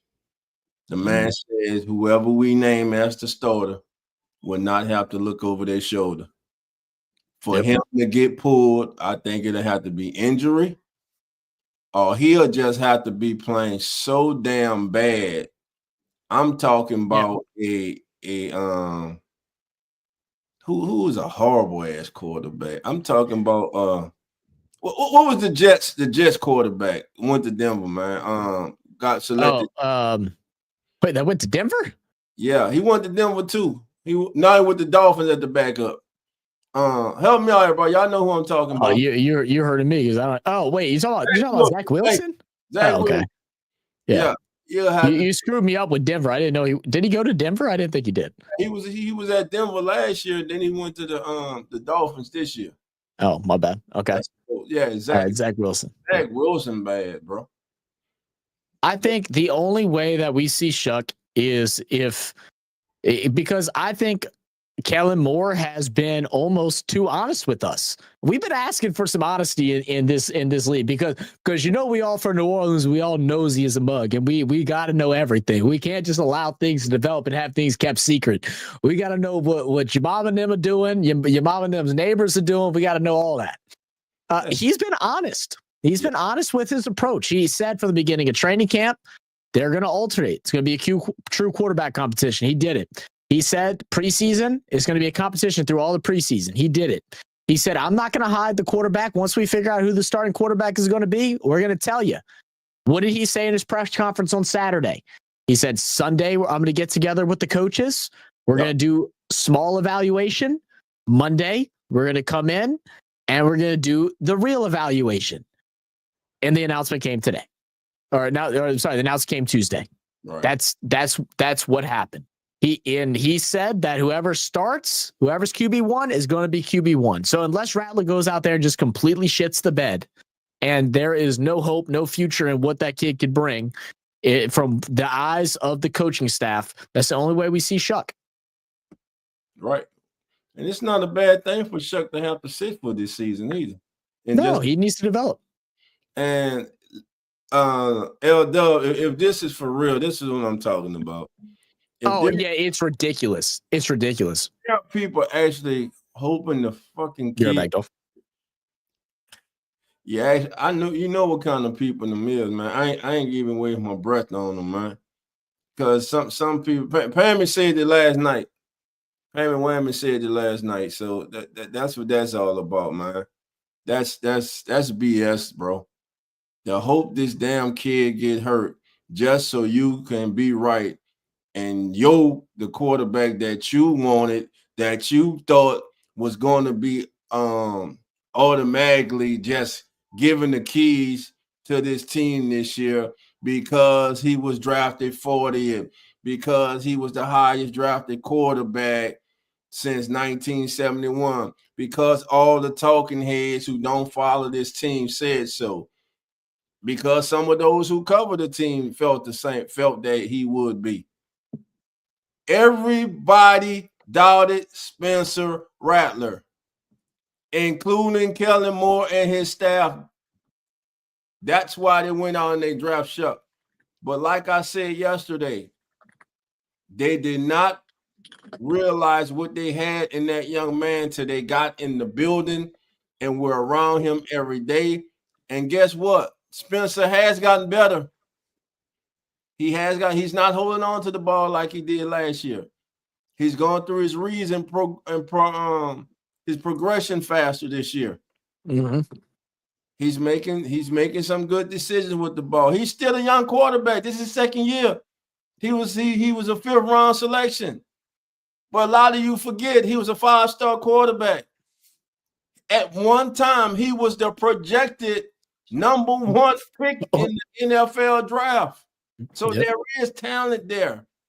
There are those around the NFL who see him as a starting quarterback one day.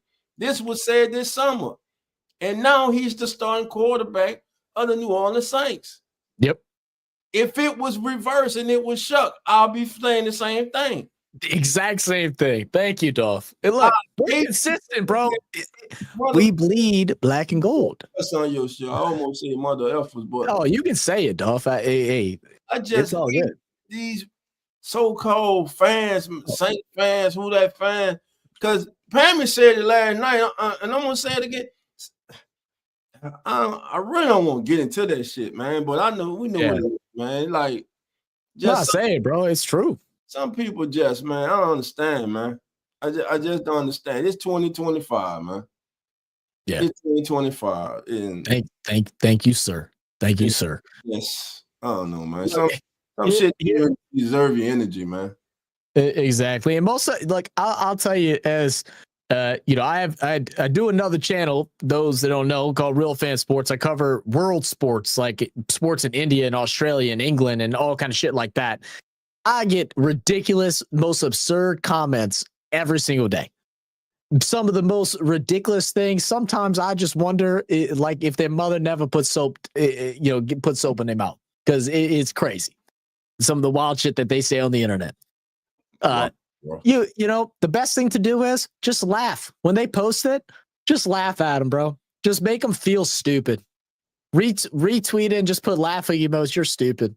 Like just see them get all heated up. Let them get all boiled up. They're in their mom's basements or in their attic, since we're in Louisiana, and they're fucking shaking. They're so angry that people are making fun of them, that Tyler Shuck isn't the starting quarterback. So stupid. But look, I mean, this is the thing with just back with football. Spencer Rattler, the things that he has improved on is his composure inside the pocket. He's also not getting forced to run bootlegs every single play because Dennis Allen and Kubiak couldn't develop a scheme for the offensive line to block for him. So they had to put him in bootlegs to have to throw off the run. We're seeing him also win the locker room. We're seeing him in a place where, these players believe in him, and they believe in both these quarterbacks. Don't get that wrong either. but they believe in him. They believe that he can be the guy. All offseason, we saw him working out with Rashid Shaheed. We saw him working out with Chris Olave. We saw him working out with Juwan Johnson. We saw him going out there and staying active, trying to develop his game. Like Dolph said, he was once a projected first-round pick. We know it straight out of high school. He's a 5-star recruit out of high school. One of the best quarterbacks in the country coming out of high school. He has talent that is yet to be seen, and hopefully this will be his chance to do it and to show everybody that he deserves a spot in the NFL and deserves a spot to run a team to the promised land, to an eventual Super Bowl years down the line, as his team continues to progress and do better. And if something happens and ends up not being bad, it ends up being bad, he ends up struggling, whatever. Man, don't go and start dogging this guy for no damn reason. He's a young kid trying to play football, trying to do something that all of us at some point would have wished we could have done, but we either didn't work hard enough or we weren't talented enough. But let's slow it down. And if that happens, guess what? Well, we got Tyler Shuck. We'll get a couple weeks of him and see if he's something. And if he isn't, well, then guess what? We get an early draft pick next year, and then we get to start over. So this is what a rebuild looks like. We're in a good position right now. I think we've gotten, as we've talked about throughout today, Dolph, we've gotten younger on offense. We've gotten younger on defense. We got a quarterback battle. We got a young head coach, a coach just like how we had Sean Payton, who was a very young head coach coming in all the way back. I can't remember the year now because I was a young myself back then. But, this is the time. We're in a good spot. We just got to believe. We got to have hope. Yeah. We got to represent Who Dat Nation, bro. That's what it's all about. That's what it's all about. Last I thought, black and gold, baby. And we know, man, listen, sports is the one thing that brings people together, no matter your nationality, your background. On Sundays, everyone goes to that dome with their black and gold on. Everyone's in seniority. Everybody's in sync, man. Everybody's united, wanting to see their favorite team, the team that represent their state, their city. Good, man. And it's just sad that we got individuals out there who would pray for the downfall of a person to get hurt. This is a human being. You want him to get hurt. And just to go off of this. We'll get to your comment in a minute, Bruce. Yeah. And just to go off of this. Yeah, Bruce, we'll get to you. I'm sorry. But the thing too is the Dolphins GM today revealed that he's been getting death threats, and people said to this man that they hope his children catch cancer and die. Those are some of the most low down, no good son of a scum, coward mother in the world. Nope, that's why social media has some great attributes and some of the worst things. It brings out the worst in people because they can say shit within closed doors and not see the after effect. And the joke goes around. Some kids just didn't get beat up enough. You know what I mean? So you just need an ass whooping.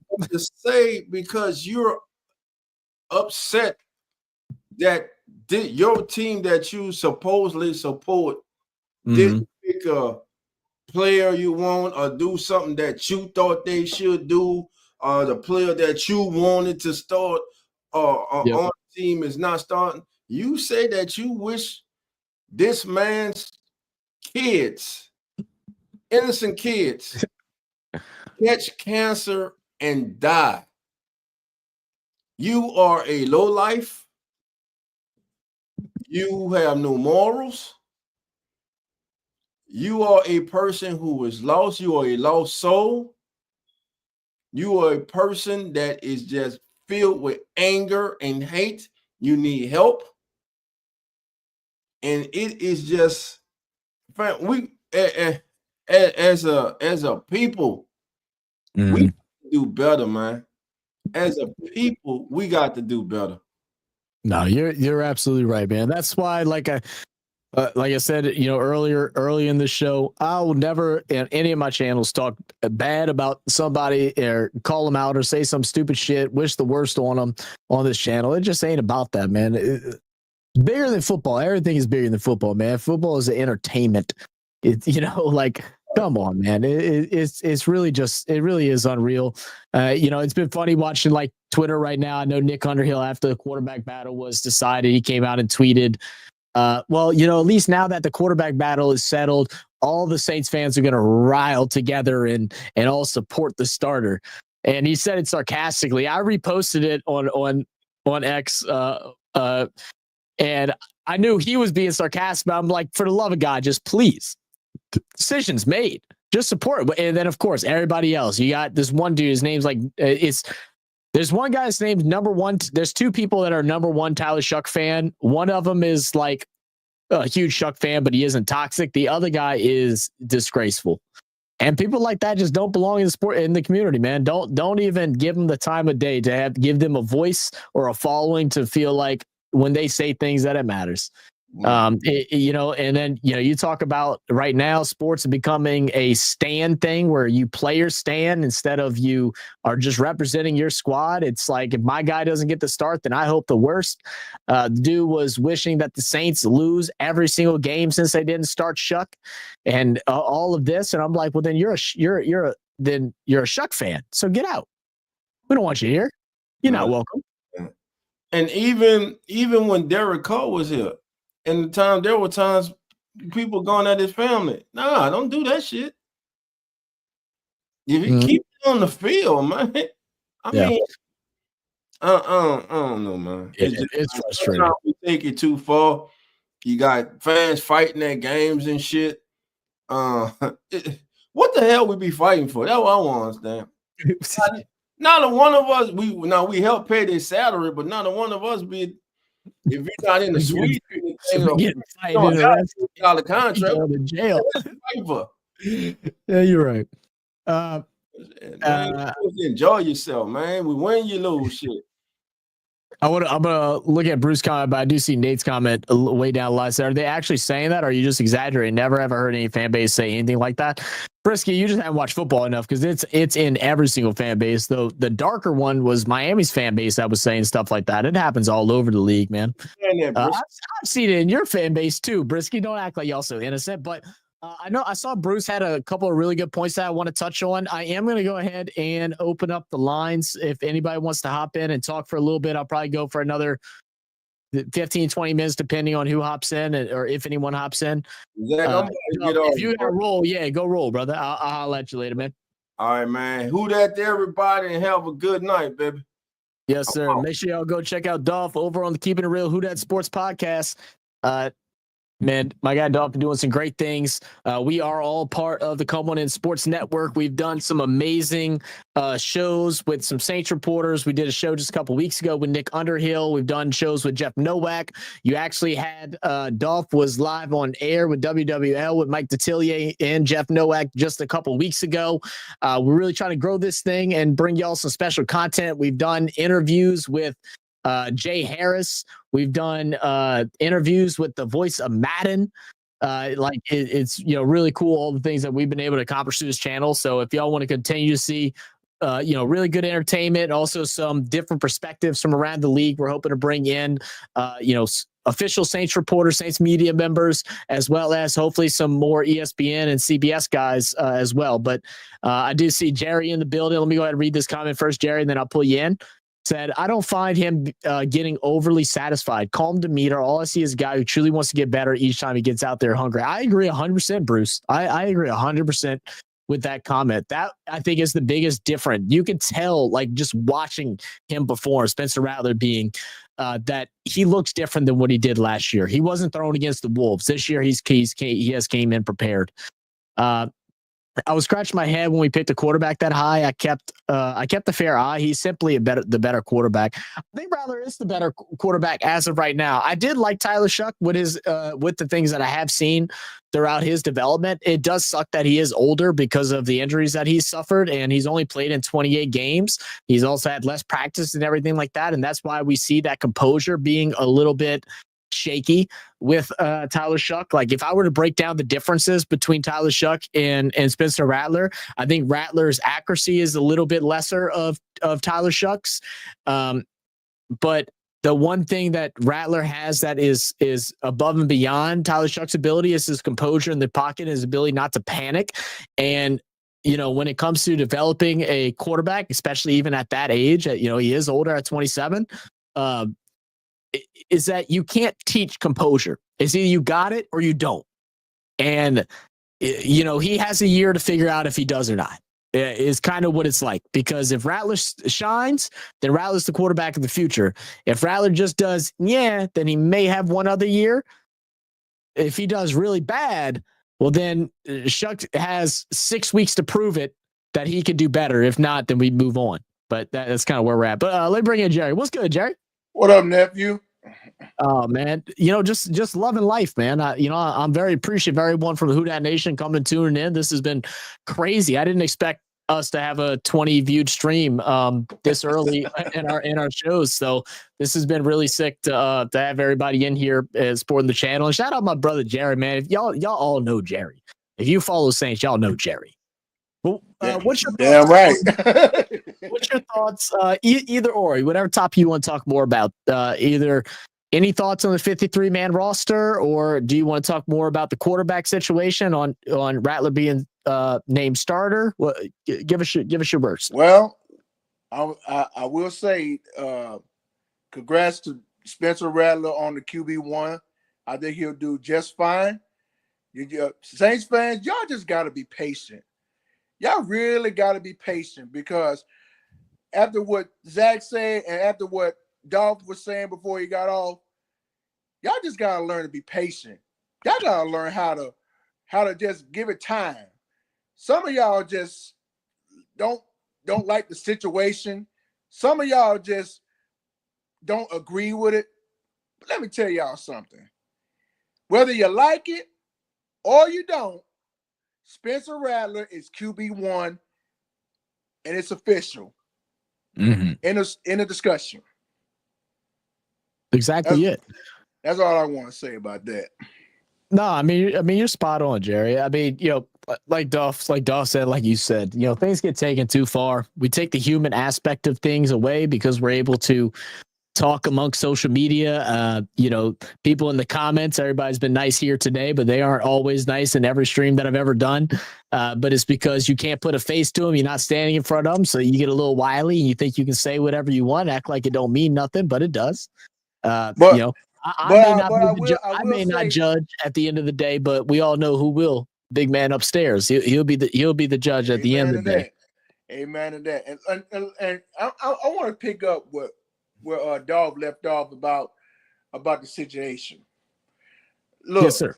I know. Look, we all football fans. No, it don't matter who you represent. If it's the Saints, if it's the Steelers, the Chiefs, or whoever team you represent, y'all just gotta learn how to get along with each other instead of fighting one another. Yeah. I mean, dude, we all sports fans. We all love the game of football, basketball, baseball, you name it. But at the same time, you gotta be vigilant before you think about what you're gonna do. Because I've seen, look, if you see the news every day, somebody might have got shot, somebody might have got killed, somebody was doing something stupid because of mental health, man. If y'all would drop that shit for real, everybody would learn to get along fine. If y'all learn to do that every day, everything will be fine. But y'all got to drop this craziness, man. It ain't gonna get, the shit ain't gonna get no better.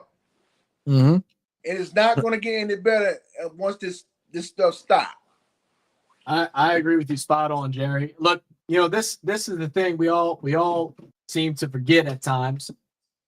Let me grab this beer so I can talk to you. Clear. I'm trying to. I hear you, Bruce, bro. God damn it! It ain't coming out. Hold on. Let me just pull the whole thing. Look, this is the thing, right? I think rivalries in sports are very big. I'll tell you what. Y'all don't know. I only know because I've been covering world sports for the last 4 years on my other channel. You do a good job, nephew. Other countries are crazy. Like I'm talking about some of the most racist, some of the most like just violent acts that you could ever imagine, to where they have to have full-blown National Guard out there.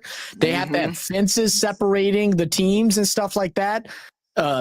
There's riots after every single game. Like, it's ridiculous. And what's funny is they brag about it. And it really ain't nothing to brag about. Like, they try to brag to me about it. They're like, oh, y'all don't care about sports enough. I'm like, nah, dude, y'all just going out there trying to fight somebody. I'm like, look, bro, I hate a Falcons fan like the rest during the Saints game. I hate him like everybody else. But after that game ends, hey, shout out my brother Cowboy, man. I wish I had the link set up. I'll get that fixed up soon. But my brother Cowboy that we do shows with on the Coming In Sports Network. I told him about the new channel, posted a thing. He was one of the first people to subscribe to my channel. He went ahead. He hit 500 subscribers. He hit 500 subscribers yesterday. We were the first people to congratulate him. We're all human, bro. Like, everybody gotta chill out. It's all right to hate each other during the game, but damn, y'all trying to beat each other up and fight and shit like that at games and tell people to go die. Come on, man. Yeah. Look, Zach. I'll be honest with you now. Everybody knows I troll Falcon fans, right?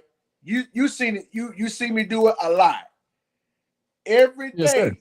Yeah, because they already know I'm gonna come with some heat. They already know. They always talk about, oh, you ain't gonna do this. You ain't gonna do that. Yeah. Yep. Until we play y'all. What y'all gonna say then? Yeah, that's what Bruce says. Whoever the team and fans are, except the Falcons. That's right. The Falcons. And look, guys, go ahead. Feel free to come jump in. I got the link down right there. Just click it. You don't have to turn on the camera. You can just open up the mic if you like, and just kind of give us your thoughts. We don't have to keep talking about this like, rivalry BS. We could go back to just talking about Spencer Rattler's quarterback, talking about the 53-man roster or expectations going into this season.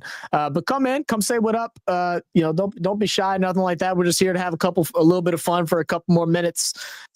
This is something that I like to try and do at least once a week on the channel. Normally it'll be after the game. So when games this week are all on Sunday. So either it will be Sunday night or it will be sometime on Monday when we'll be doing shows like this. But feel free to come jump in, come say what up, and add a little bit and let your piece go. And Zach, let me say this. Hey, look, now you are sitting at 85 subscribers, 100, almost to 100, bro. Hey, if you're not subscribed to the Real Fan Sports Saints channel, share this out. Share this out with your family. Share it out with your mom, your dad, your brother, your sister, all your kinfolk. Let them know we got some Saints talk going on over here under the leadership of Zach Bell. Hey, I appreciate that, man. I know Dolph was clowning me, and then again, once we get to the tail end of the show, whenever we're able to stay on late, it's just it ain't all that serious, man. We're just gonna come and have some fun. At the end of the day, I do this YouTube stuff and all this because I want to bring y'all good news. I want to bring y'all good updates, give y'all my opinion, but I also just want to come have some fun, kick back with some Saints fans. So. But man, Jerry, you wouldn't believe Dolph would give me some shit. Yeah, he's like, oh, I see you putting your full government name out there now. I said, yeah, dude. I got to try and be professional. They got to know exactly who you are, man. That's right. But I like this comment. I like this comment. What L-Dub, shout out to L-Dub. He said the GM of the Dolphins said he was getting a lot of bad comments from people because of their losing season last year. And he said someone took it as far to threaten their kids. See, that's exactly what Dolph and I was talking about right now because it's too much. They really got to stop that shit, bro. Now look, now don't get me wrong, Zach. We're gonna get to the 50-man roster in a little bit, but I want to go ahead and drop this knowledge right here. Now, don't get me wrong. Y'all know I love to troll Falcon fans. I love to do that every day. But at the end of the day, we're just human. At the end of the day, I mean, I can talk about how sorry the Falcons are. They always talk about how sorry the Saints are, but at the end of the day, they already know it ain't nothing but love, bruh. I don't care. I don't care what team you represent. If I'm gonna talk about your team, that's what I do. But at the end of the day, I always keep it 100 with y'all. That's it, man. I don't care if you're a Falcon. I don't care if you're a Buck. I don't care if you're a Panther. I don't care if you're a Cowboy, Eagles, Chiefs, Steelers. I don't care. At the end of the day, it ain't nothing but love. That's it. And look, I can't do the intro that Hoodie does because he just does it too good. But man, look, everybody, put your hands together for T.I. What up, Slim? You can have whatever you like. Yeah. Can y'all hear me? Because I was having a little mic issues. I've been trying to hop on. Can y'all hear me now? Yeah, we can hear you, brother. We can hear you, bro. Yeah, I had a little mic issues going on, but I'm glad to see you, brother. Congrats on your channel, bro. Yeah, dude, I'm happy that you're able to just find it. Like it showed up on your home screen or whatever. I was worried how long it would take. So yeah, that's fire that it's actually getting pushed a little bit. Hell yeah. Yes, sir. Yes, sir. Yes, sir. So, what's your thoughts, Slim, on anything like whether it's fifth 3-man roster, Spencer being named starter, like just whatever your thoughts are. What you got? Well, first of all, I was going to believe it was going to be Spencer Rattler anyway, because first of all, he has a year on Tyler Shuck anyway, because even though Tyler Shuck is 26, 27 years old, he's still a rookie, so he still has a lot to learn. But I like the quarterback competition. That's something we haven't felt in a very long time since we had number 9. We know who that is. Yeah. But other than that, I like the way Kellen Moore is addressing the offensive line, because first of all, we have a couple of key injuries, but still he's attacking the line, especially when you have a young quarterback. You have to protect them to keep them upright. So I like the way the defense is flying around, man. They've been flying around the whole field, but dude, I seen that with my own eyes when I was at the Saints Broncos preseason finale. Yeah, how was that game, Jerry? Defense is for real. Was it fun? Did y'all have a good time? I know we lost, unfortunately, but did y'all have a good time at least? Dude, let me tell you, Zach, having going into New Orleans in the Champion Square, witnessing the atmosphere, and then going into the dome and just witness everything that you see live. I mean, it's just it's amazing, bruh. It's not your first game, right? No, it's my 13th game I went to. Okay. I was about to say, no way this is your first game. I said, man, I said I'm about to have to we're gonna have to raise some money and get your whole party bus and bring you and your whole family down for a regular season game, for a Falcons game or something like that. We'll take we'll get the whole Saints community to pitch in. We'll get a party bus. You, your dad, you I don't care. Your auntie, uncles, we're gonna bring all y'all to the dome. Yeah, round them all up. No, that's right. Zach, my first Saints game was back in 1996 when I was in 7th grade. Oh, damn, you old. Yeah, I'm just kidding. Now you know why you call me the OG. Jerry, I was only like maybe 8 months old at that time, brother. Well, I gotta join the party, brother. Y'all was a young babies. Because my first game was 1987 in Atlanta in Fulton County Stadium. Oh my God, Slim, you lying? You are not that old, Slim. You lying your ass off. You are lying. Nah, I never would believe that in my life, bro. I thought serious, you were maybe three or 4 years older than me. There's no way. That's crazy. Appreciate that, bro. But yes, I'm some OGs over here, man. Hey, yes, look, sir. They say black don't crack, man. It's unfortunate for the pale skin, brother. It's unfortunate, bro. Yes, nah, man. I don't remember my very first game, because I know I went to games when I was younger, but we got season tickets right after Katrina, first year back in New Orleans, and I'll never forget. Sydney said, "Y'all still young." You know what? We all young, Sydney. We all young. You're right. But right. I remember I was so mad, man. We got season tickets first year back in New Orleans, back in the dome after Hurricane Katrina. Funny, Bruce, bro. And my dad got season tickets, and like this was hype, man, because like I I wouldn't say we were poor, but like we definitely didn't have money to have season tickets. So like he had gotten a good job, raise and everything. We got season tickets. I'm excited. I'm like, man, we going to Saints games. First game up, New Orleans Saints versus the Atlanta Falcons. Boy, I was so hyped all week. Jerry and Slim, I was hyped all week. I know you were. I said, Dad, we going to this game, bro. This is about to be like, man, like I'm like, this is, I'm still young. I'm like, I think I was 9 years old at the time. So I mean, like I was very young. I didn't understand like everything that was going on, but I did know that obviously there was a lot of chaos that happened over the last 2 years, but I was young and a little bit, ignorant to everything. We get to the day before the game. And I'm like, all right, Dad, like, man, I'm getting my stuff packed. I'm like, all right, I need to wash my jersey. I need to get my jeans ironed. Like I'm getting ready.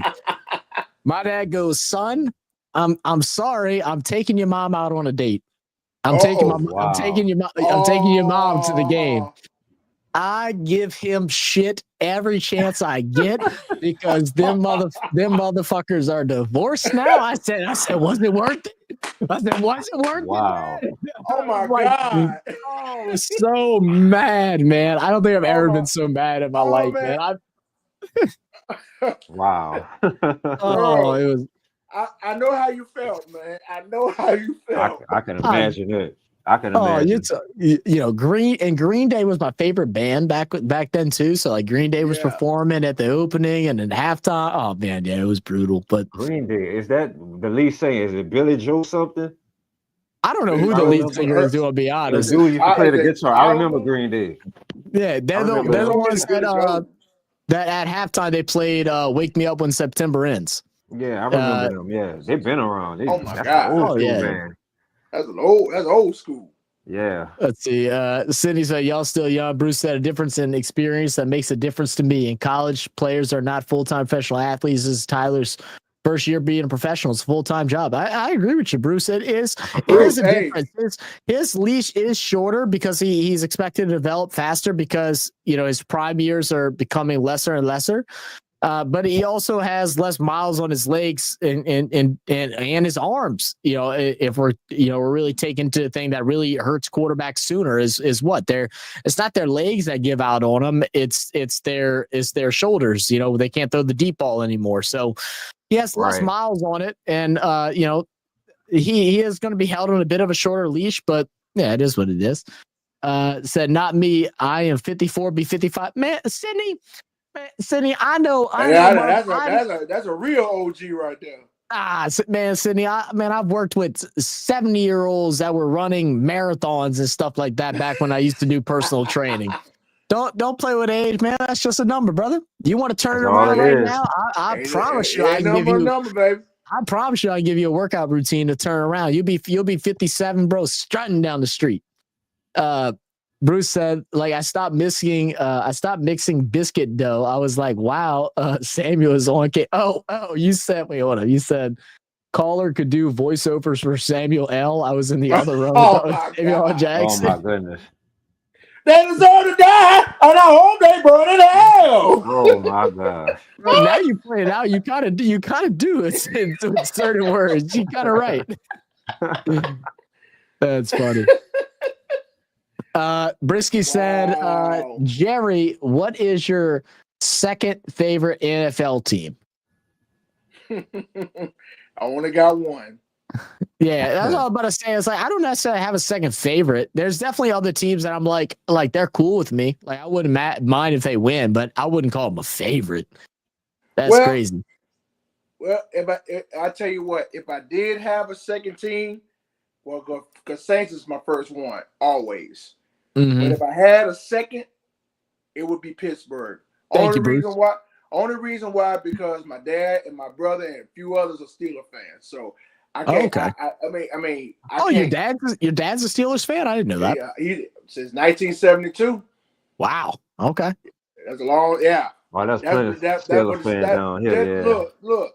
Just like the Saints with the Dome Patrol, the Steelers had the Steel Curtain. Mm-hmm. Yeah. I think whenever I was younger, I my first like lick of like football like information was my dad bought me this like is this kids book for football for like 6-year-olds and stuff. Yeah. And it was this is like when I became like a stat junkie. Like I was such a stat junkie when I was younger. I used to have all the like for NBA, I used to have your top 25 point per game scores memorized, your top 10 rebounders. I was a junkie when it came to that kind of stuff when I was younger. Hey, but man, he bought me oh man, if I knew as much as I did when I was 10, boy, I'd be going crazy. But I can't hold that information no more, man. Shit. But not wow. I got some book, and it was like a book of like just like NFL history and like records and stuff like that. And that book was obviously made in San Francisco because every other page was about Jerry Rice and Joe Montana. So I really liked San Francisco when I was growing up. That was like probably my second team when I was younger. And then I learned that, oh, wait, we're supposed to hate San Fran because we used to be in the same division. Right. And so then I was like, F San Francisco, man. Yeah. F them guys. Look, I was talking to a 49ers fan, I think about a year ago. We did like a little get together, like a preview or a recap and stuff like that. And you're talking about some old division rivals. Yeah. Yep. The old NFC West. I'm talking New Orleans, Atlanta, San Francisco, Los Angeles. I mean, dude. That was Los Angeles when they were the Raiders, right? Was it the Raiders then? No, it was the Rams. No, that was when they were the Rams the first time. Okay. Yeah. See, and that's where it's fucked up too, because the first Super Bowl that I remember was Rams versus Patriots when it was down in New Orleans. My dad got me. And it was St. Louis. Yeah, because my dad got me what's called the NFL experience tickets or whatever when I was a kid. So like I had like the fake ticket. I had the memorabilia football. I had the little magazine, they used to buy that you could get. Like I had all kind of Rams and Patriots stuff whenever I was growing up. I threw all that shit away now. Fuck both of them teams, but I had it. I hear you. Well, at least you got the experience, Oh, it was cool. Oh man, I've been trying to. I was so pissed this year, man. I tried to get my for the NFL experience this year. I tried to get my cousin to let me take his nephew, his son, my nephew, to let me take him for the day to bring him out to go see all the different stuff and everything like that. And his ex-wife wouldn't let me, bastard. I was like, man, he's 7 years old. I'm like, man, that is like perfect timing to get him into all that stuff. He'd have loved it, man. That NFL experience, if y'all ever get a chance to go to any of those type of things, if the Super Bowl's in y'all's area, even if it's like a couple hours away, it's worth the like $20 that it costs to get in. There's so much stuff to see. If you're older, you have, they bring in parts of the Hall of Fame. There's other different things you get to see. To take a picture next to the Lombardi. They got all kind of different, stuff like that. They have autograph signings. They have like exclusive gear and stuff you can buy. If you're a kid or, whatever, if you're an older guy that just likes to take fun and activity, they do the 40-yard dash, kick field goals. You get to do running back drills, quarterback drills. They had flag football going on in the back. Your kids could just go play for free. Like you just sign them up and your kids go play flag football. My girlfriend's family, her two cousins that are kind of like nephews, they're younger. They played on the damn field. And they had I think Spencer Rattler was out there at that day. So they were playing and catching passes from Spencer Rattler. Yeah, it's such a cool experience, man. That's what's up, man. That's awesome. Like this past weekend, before the kickoff, I mean, walking around Champion Square, got to listen to hear some music, hear the drum line. I mean, it's on my the videos are on my channel if y'all want to check it out. And I mean, just hell yeah. Just seeing the drum line on stage playing. Mm-hmm. I mean, and going up the steps and taking pictures in front of the Caesars Superdome and going in where it's good and cold. Because it was hot out there. It was hot. It was hot. It was a hot one out Dude, there. It is an experience, and that's like what I've been telling everybody. Like, what up, Debo? By the way, Debo is crazy. Said free hater. Oh, here we go. Here we go, Debo. Man, I want to get into that right quick. Yeah, hold on. We'll get to it in a second. We'll get to it in a second. Yeah.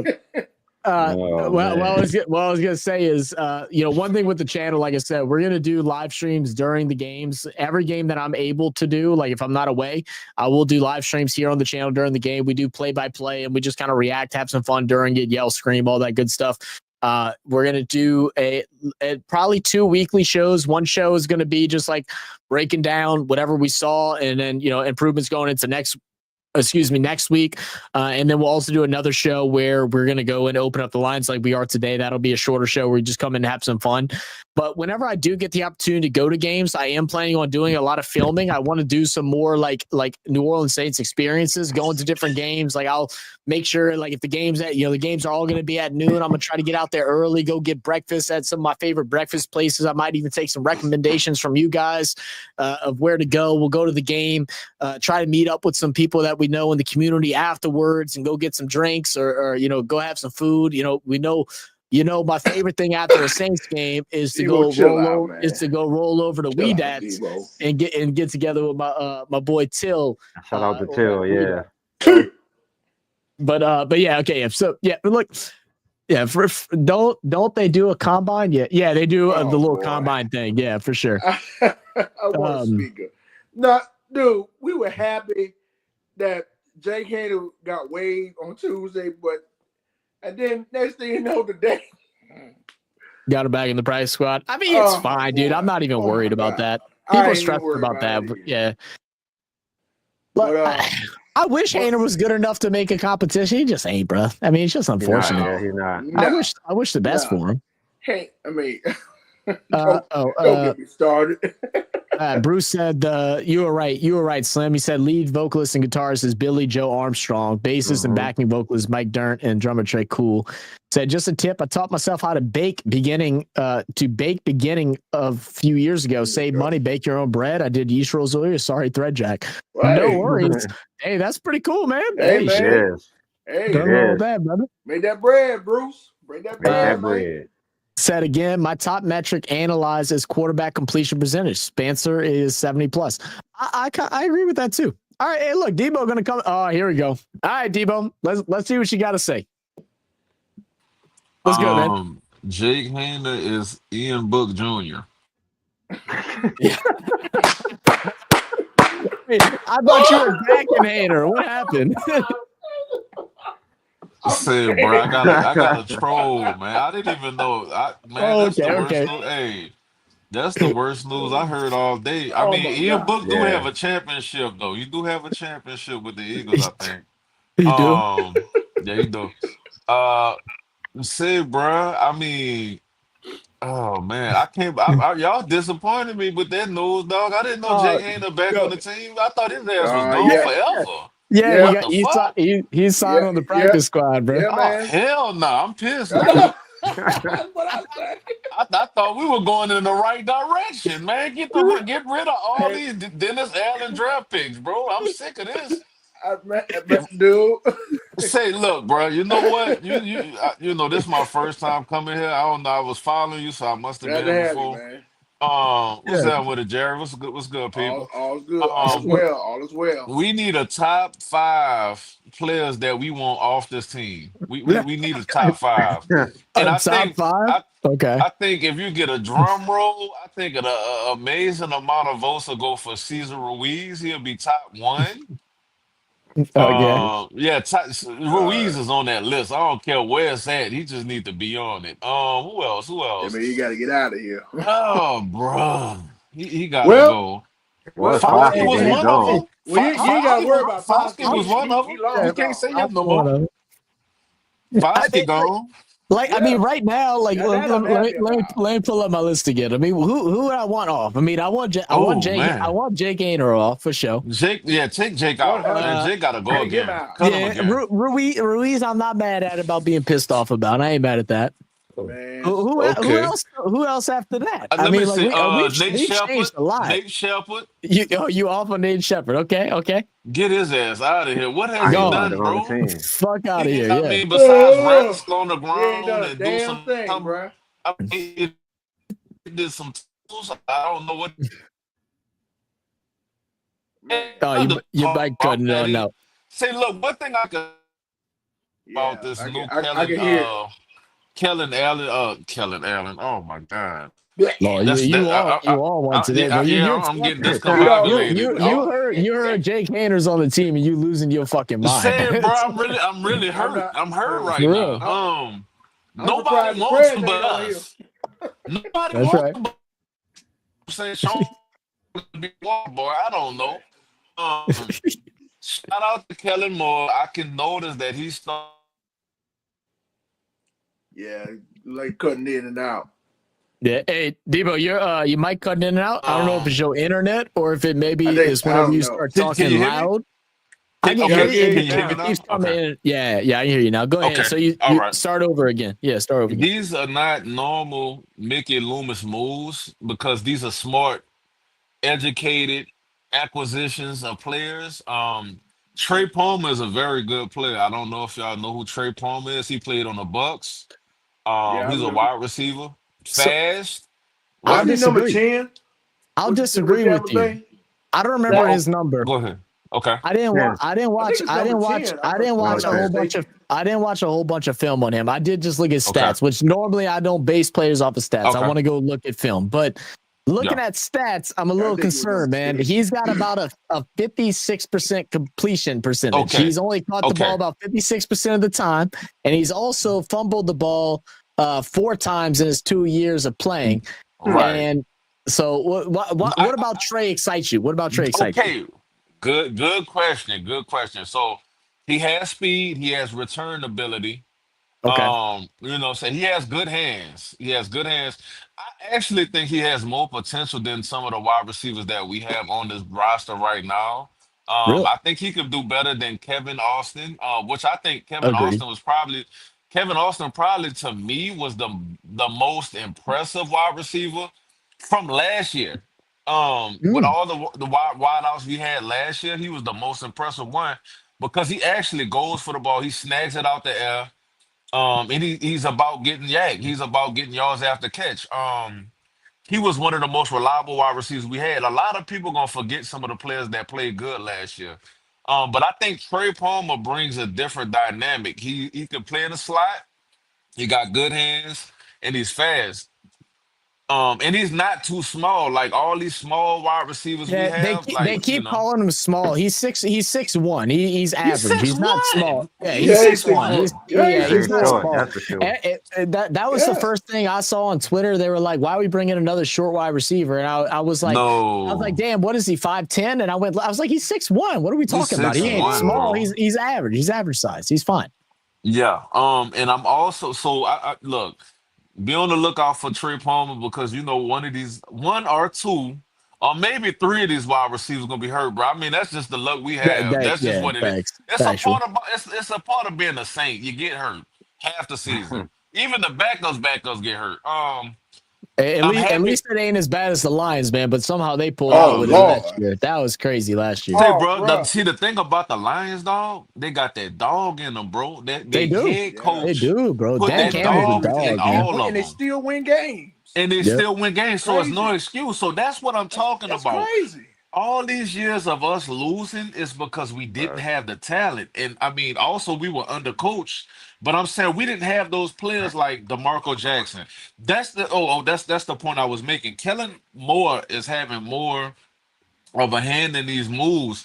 DeMarco Jackson with Dennis Allen and Mickey Loomis, the same regimes. DeMarco Jackson would have been here for about 2 more years, bro. Bosky would have been here for about 2 more years, bro. The thing with DeMarco Jackson is that he will do like 1 or 2 good plays and everybody gets super excited about it. But most of the time he's out of position. And like that's the things I like about Kellen Moore. Kellen Moore has been really evaluating like every aspect, just not just the flash. Because DeMarco Jackson in the second week of preseason, he had a really good day. He was kind of in his spot and everything. And then first game. And then third preseason game, we didn't see him come in until like late. I think it was like late third, early fourth that he came in. And I was like, damn, I said, what was I missing? Because I didn't get to watch film study on week 2. And that had to have been it. Like it just has to be. So, that's interesting. And the fact that our linebacker room right now went from the weakest linebacker room to now with Jalen Ford, Stallbird, it's pretty strong now. Right. I mean, the fact that Sewell's been on this team for so long and now he's on the practice squad. Bro, it's like, and we've been so used to getting these band-aid ass players, bro. They not playable players. You can't put these dudes in the real life game, dog. And we've been depending on this. You're gonna be bad. You're gonna be bad. I believe the least impressive part of the team to me, which we have big names and I guess we have a lot of potential in it, is our run defense. That's gonna be a problem, son. I think so. The problem with the defense right now is depth at the line. I think the starters are going to be pretty much okay. Like, I mean, I do like. Again, this is just my opinion. Now, I will admit I do take a more optimistic view when it comes to the Saints. But when we're talking about Breesy and Godshaw being your main 2 up front, Braun has shown some shine. I think he still has a little bit more development to go through, but I think I hope he's good. I didn't really like the pick in general, but like I think Breesy and Godshaw can go ahead and do some of this style of defense. We got to get younger on the edge. I feel like that's the only thing that's messing us up. Like Young and Granderson, are only so much. Young has a year. Rumpf, I'm just like, okay, whatever. And Jordan can stay here. In my opinion, I'm always like this, and people hate it. He can retire when he wants to retire. I don't want to get rid of him. But he surprised me last year. He surprised me. Because you remember they used to play on what I remember that boy had. They were playing him 18% of the time.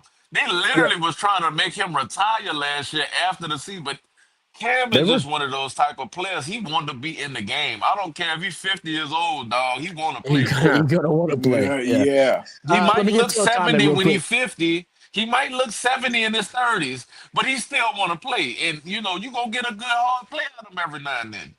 Let me get to a comment real quick. Bruce said, how about our lefty quarterback that was going to be a Josh Allen clone, if not for a $14 bet? He was a high draft pick.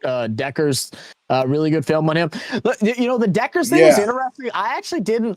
I think this is the one thing. I really enjoyed the quarterback battle. I thought it was the right thing to do as far as doing all 3 for at least a week, but that the Haener thing should have been shut down after a week, and then it should have been it because he didn't show anything. Decker didn't even throw the ball. I went to 3 or 4 practices. I didn't see Decker take a single snap. Whether or not Decker's good or not, I haven't watched film on him, so I'm not going to act like I have. But how many wide receivers from that college were drafted in the first 3 rounds? All 3 of them. All 3 of them were drafted in the first 3 rounds. Tech McMillan, Jaden, and I always forget the third guy, but they all were drafted in, it was either the first 3 or first 4 rounds. So he obviously had a little something going, but who knows? Now, the problem with him being a left-handed quarterback, I mean, left-handers really do struggle with some wide receivers because the ball comes out a little bit differently. It looks a little different. But, that's all just semantics. Briss said, I saw a comment today saying, why did X join the Titans again after they did him dirty? Like, how did they join him dirty? Because they cut him, to join the practice squad. Like, what? Man, that's just fans being stupid. I like getting in early on new channels. Could we write some bets on how long it takes you to get to 100 subs? Man, shoot. Share the channel, man. I hope we get to 100 soon, man. And my goal is to get to 100 before the start of the season. And then my big goal, which I don't know if it's possible, but I would love to get to 500 by the end of the year. I think it's possible. Like I said, we're hoping to do some pretty big things here. This isn't my only channel. I run a channel, Real Fan Sports. I've been kind of in and out of the Saints community for for a while now. I've done shows, obviously, with Keeping It Real, Who Dat Sports Podcast, my brother Dolph, with Hoodie Jube. I talk with TJ here and there. We've done shows now with Nick Underhill just a couple weeks ago. We've done shows with Mike Detillier. You know, we have some different connections, and we're hoping to be able to expand those connections over to this channel, bring some different guys. You know, not just within the Saints, but even through ESPN. We got to do a show with Jay Harris from ESPN just 3 weeks ago. We also did a show with and again, this isn't even like slight flexing. I'm just letting everybody that's new to just don't sleep on this channel, because we're gonna bring y'all some different things, you know. But apologies if I broke the rule. You ain't break no rules, brother. I promise you that. Bro, this season we're gonna need a lot of therapy. So a lot of these Saints channels gonna be covered. You're gonna get a lot of subs just off of depression alone, bro. I promise. Yeah, you're right, man. What all right, so I want to ask everybody this, because I want to talk about this earlier. You know, since we were talking a little bit about the wide receiver room with Austin and everybody else. What is y'all's thoughts on Vele? Because I personally think that Devon Vele is going to be someone that everybody's been bitching about, but come week 5, everybody's gonna love him. Especially in the red zone, 6'5". Dude, he's 6. Wait, Bruce said the video is posted above. For whatever reason, Bruce, I don't know why links do not get posted to my channel. If you have Instagram or Twitter or anything like that, or I'm sorry, if you have Twitter or X, you can find me at RFS Saints and then send it to me, and I'll look at it. But I went and watched the tape on Devon Vele as soon as we drafted him. This dude, anything over the middle is his. He's 6'5". His hands are Velcro. Every time he turns the ball, he catches the ball, he's looking for contact and diving forward to get extra yards. We're not talking yak yards where he's going to get an extra 10. We're talking an extra 3 or 4. So we're talking second downs and 10, second downs and 8, where all of a sudden we turn him into 3rd and 2s, 3rd and 1s because of him alone. We're talking biggest wide receivers, biggest player that's going across the back of the end zone inside the red zone. We're talking about a guy that after every time a play is drawn up, ball is snapped, and the play gets broken up, he's the first person trying to find the open space to make the job easy for the quarterback. Now, don't get me wrong, Bo Nix near the second half of that season looked damn near elite, but when he scrambled, the guy he looked for was Vele, because Vele was always in the right spot. And I think he's going to be a saving grace for this team. And we're going to be like, we got to steal. We might have gave away a 4th round pick, but he's probably worth a 2nd by the time this end of this year concludes. What's your thoughts on him? I'm sorry, I went on a rant. We got a big body wide receiver. I'm still kind of pissed that we gave MBS up. We let him go for nothing. We could have got him back on a real cheap contract. He was our best wide receiver last year. So MVS didn't want to come back. That's why. Oh wow, really? Yeah, so right. they gave him an offer. Like, I guess, I mean, they could have offered him more, but yeah, I forgot who I read it from. But yeah, he was given an offer and he turned it down. That's crazy because we revitalized his career, bro. Before he came in, he was an afterthought. Nobody wanted him like that. He just got cut from the Seahawks. I just seen, and now he with the 49ers. But shout out to him. That fucking chaos of wide receivers over there, bro. Man, say, bro, you know, and I think that's another different approach that I'm used to seeing. It's us actually going after younger. Well, he 27, but us going after depth that's gonna give us, you know, be with us for the next couple of years, like these offensive linemen. I'm glad we got a big body receiver, bro. I mean, I don't know what the hell we got Brandon Cooks washed ass for. I don't understand. I mean, he's Santa Claus out there, bro. He's Santa Claus with number 10 on. You're skinny Santa Claus. I mean, he you know what I'm saying? Maybe he'll get you a little quick slant here and there. That's not the Brandon Cooks that was here in 2010. I mean, when he was here 13, 14, that's not him. That's not him. What I saw out of Brandon, like I talked about this earlier before you hopped into the channel. with Brandon Cooks first preseason game, they designed a screenplay out to the right side. I can't remember who it was to. Brandon Cooks is the lead blocker. My dude did this. Yeah, he at that point to where he just on the field, bro. He just want to catch. During preseason, when did you see him get open? Man, I don't even remember him playing for real. Hey, also everybody, hey, shout out to the OG, man, Uncle Jerry. Appreciate you coming stop by, Jerry, man. Shout out to Jerry, bro. Good dude. But yeah, dude, like as soon as the Cook signing happened, I sat there and I was like, man. One, we all know he got an issue with New Orleans, whether it was with the coach or whatever it was. We know he had an issue. He goes out there and when he gets sent over to Dallas, I'm sitting here like, damn, he went to Dallas when he was 29. Still fairly young. Like, I mean, like not but old, that's like but his 17 young. at that time. Yeah, it's like exactly. But he goes out there and there is no competition for wide receiver 2. Michael Gallup's hurt. You got Turpin and Tolbert, which I think it's Turpin that I like a little bit more. It's one of the two. I forget him. I get him fucking confused. Turpin. Yeah, Turpin I like a little bit more. But I'm like, that wide receiver 2 position is wide open. I thought whenever he went there, I was like, oh shit, now Dak's got another weapon because, man, from what I remember of Brandon Cooks is that he could ball. And then he goes out there and literally does nothing. Like he would go games without getting targets because he was doing fucking nothing. And then we give him $7 million guaranteed. Mickey Loomis special. The Mickey Loomis special for a guy that's already taken the season off. Man, I feel like he's just back over here getting his revenge for the Saints giving him issues years ago. That's how I feel about it. I never wanted him back. Me either. When he left, it left a bad taste in my mouth, bro. He was selfish. He dealt with the whole Michael Thomas situation totally bad. You know what I'm saying? It was obvious that Sean knew that Mike was the better wide receiver, and it's not even a slight at him. It's just I remember we beat somebody by 40, 50 points. 40, 50 points. This motherfucker was mad he didn't get the ball. Man, get his ass the fuck out of here. Closed mouth don't get fed. That's what he said. You can't be in your feelings in the NFL, bro. He didn't last with the Patriots. He didn't last with the Rams. He didn't last with the Cowboys. He didn't last with the Texans. That dude, bro, he been on every team in the NFL, and now we signed him for 2 years. Like, come on, bro.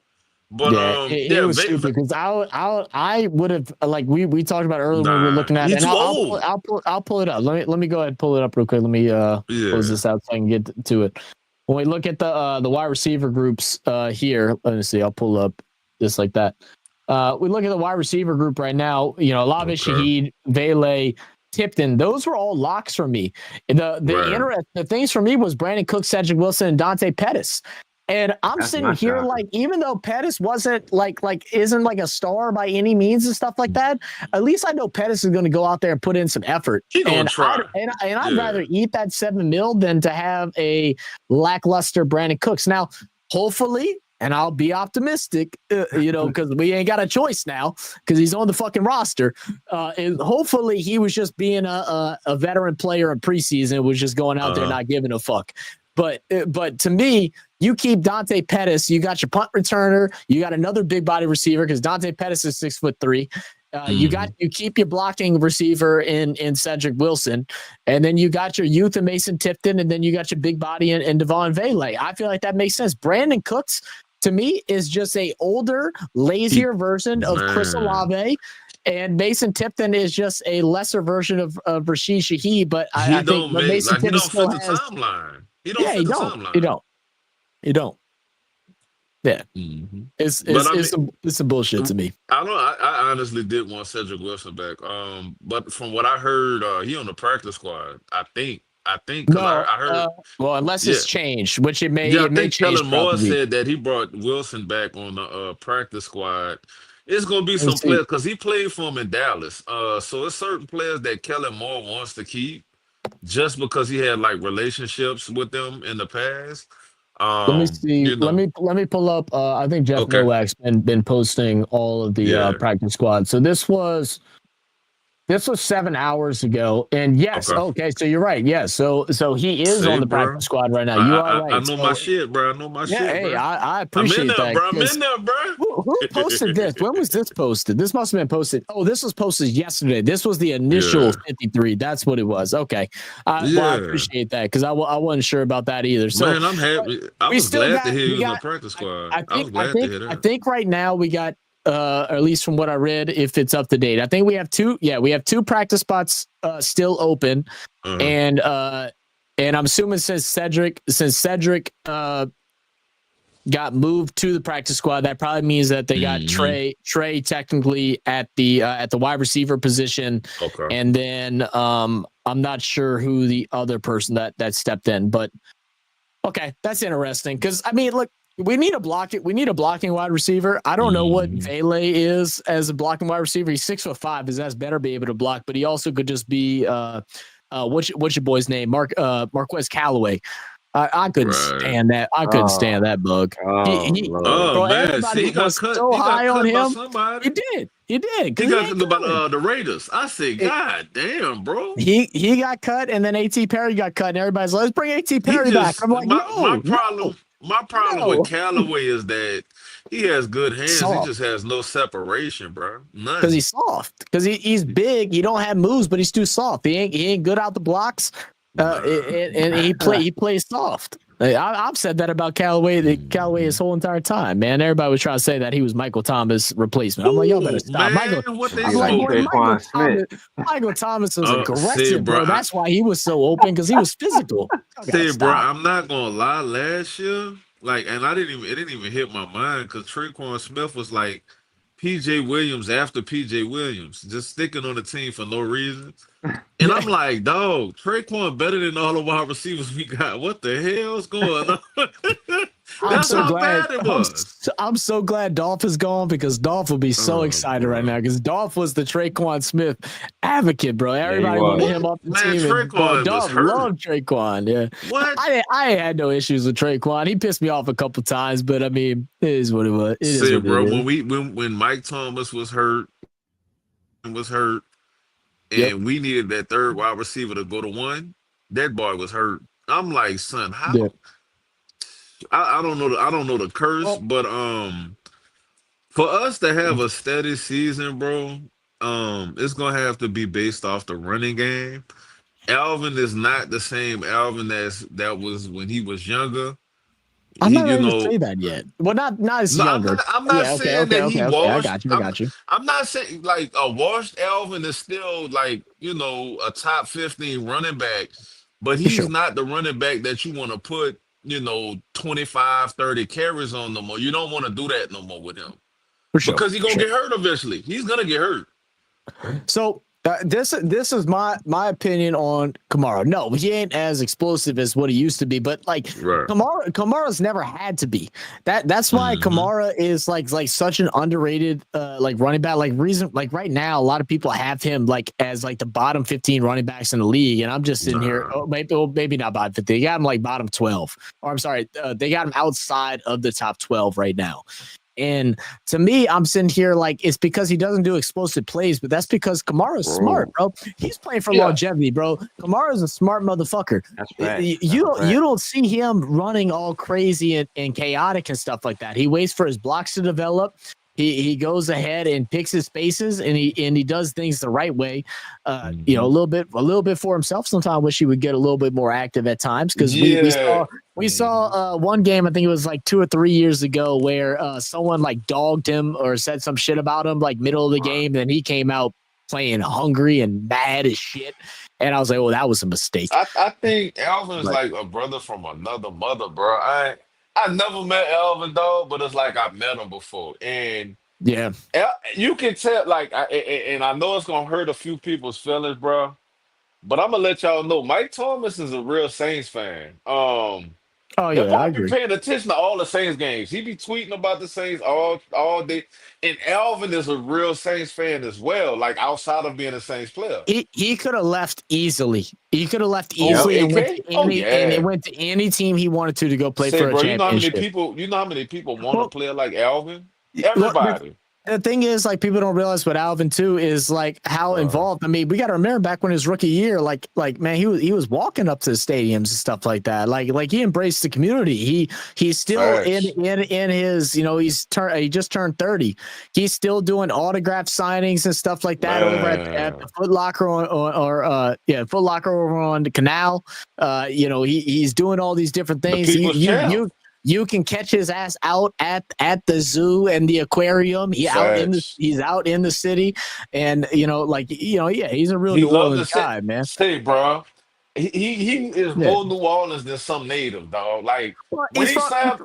As much as we hate as much as we hate Atlanta, but like the cultures are very the same, bro. He's from Atlanta. The culture is the same. Yeah.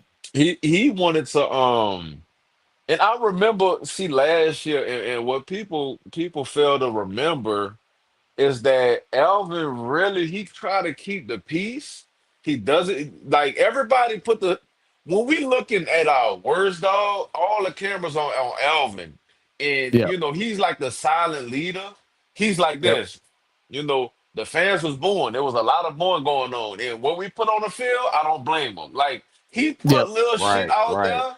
But he keep his mouth closed because he doesn't want to be a distraction. And even at the end of the season, when they was bringing up his contract, he was like, we're going to let that get played out because they was talking about big numbers here, big numbers there, and this team go offer him $40 million.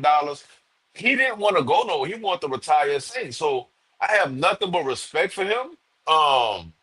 When Lattimore left, I didn't know. See, you know, Lattimore was quiet. And I think that's another thing with us. We've always had quiet leaders on this team. Lattimore was super quiet, so you wouldn't know how he felt about the Saints. And then half the time we felt like he didn't want to be here for real.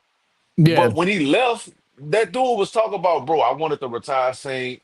He was talking about how he wanted to win a championship in New Orleans. And I'm like, damn, what was that at when you was on the sideline?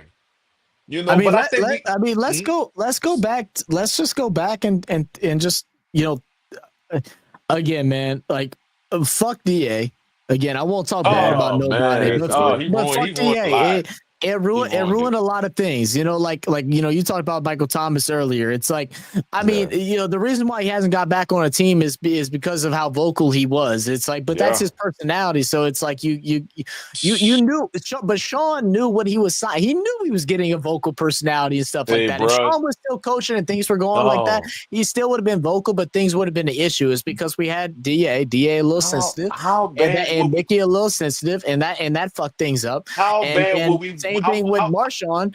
People took Marshawn's comments of like his negative comments as like, oh, I don't want to be a Saint no more.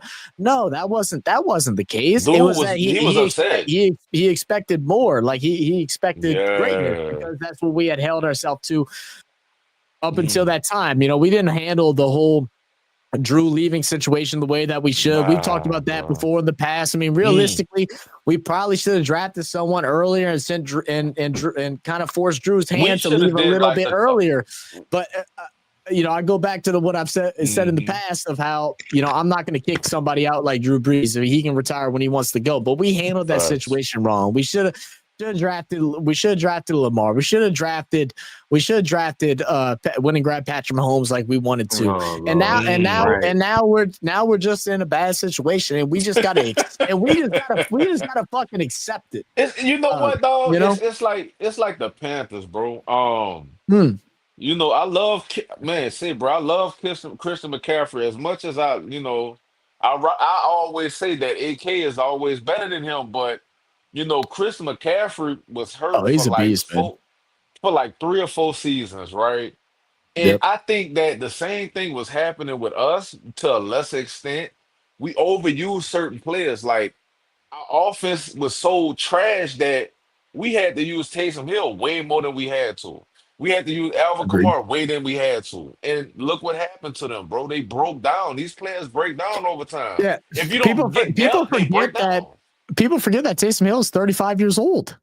Right. And they're questioning why he's getting injured and stuff like that. It's like because we play him so many reps in so many different positions. He's getting extra reps in practice. Yeah, tight end is one of the hardest positions. You got to hardest positions to play, bro. Run everything. You got to do everything. You got to block defensive ends and D tackles, dog. Like you take and you got to catch. So you playing a wide receiver and a tight end. Like you know what I mean? So and running back and quarterback. We messed up by not setting up AK with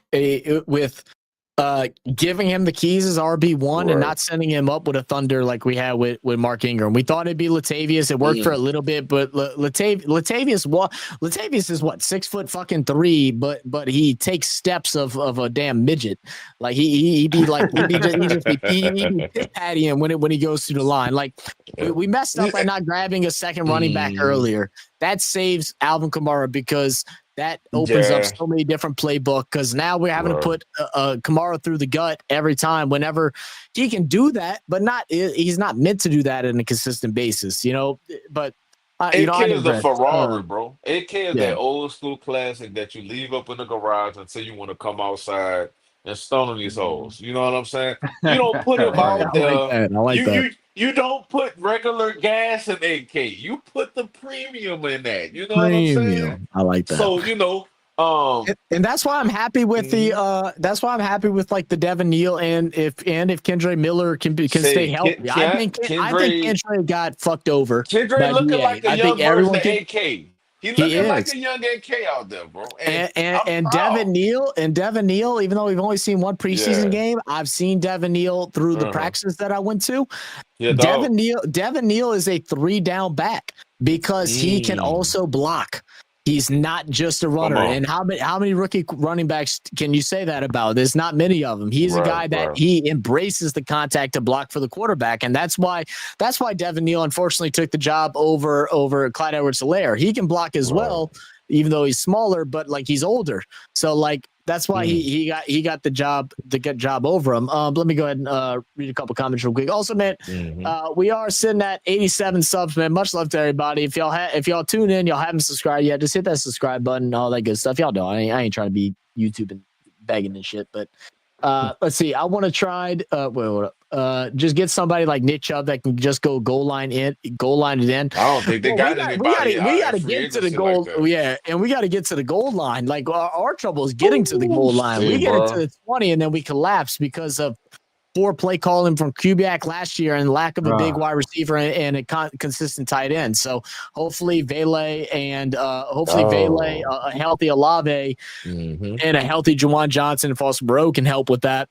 And then when we get to that goal line, we still have when Taysom gets back, we'll have Taysom for those type of carries, you know. But again, he's 35. So I mean, see, bro, put Taysom back at quarterback, dog. Yeah, I agree. There's no better time than put him at quarterback in some packages. I agree. Bruce says I want to try to get AK 15, 20 touches per game.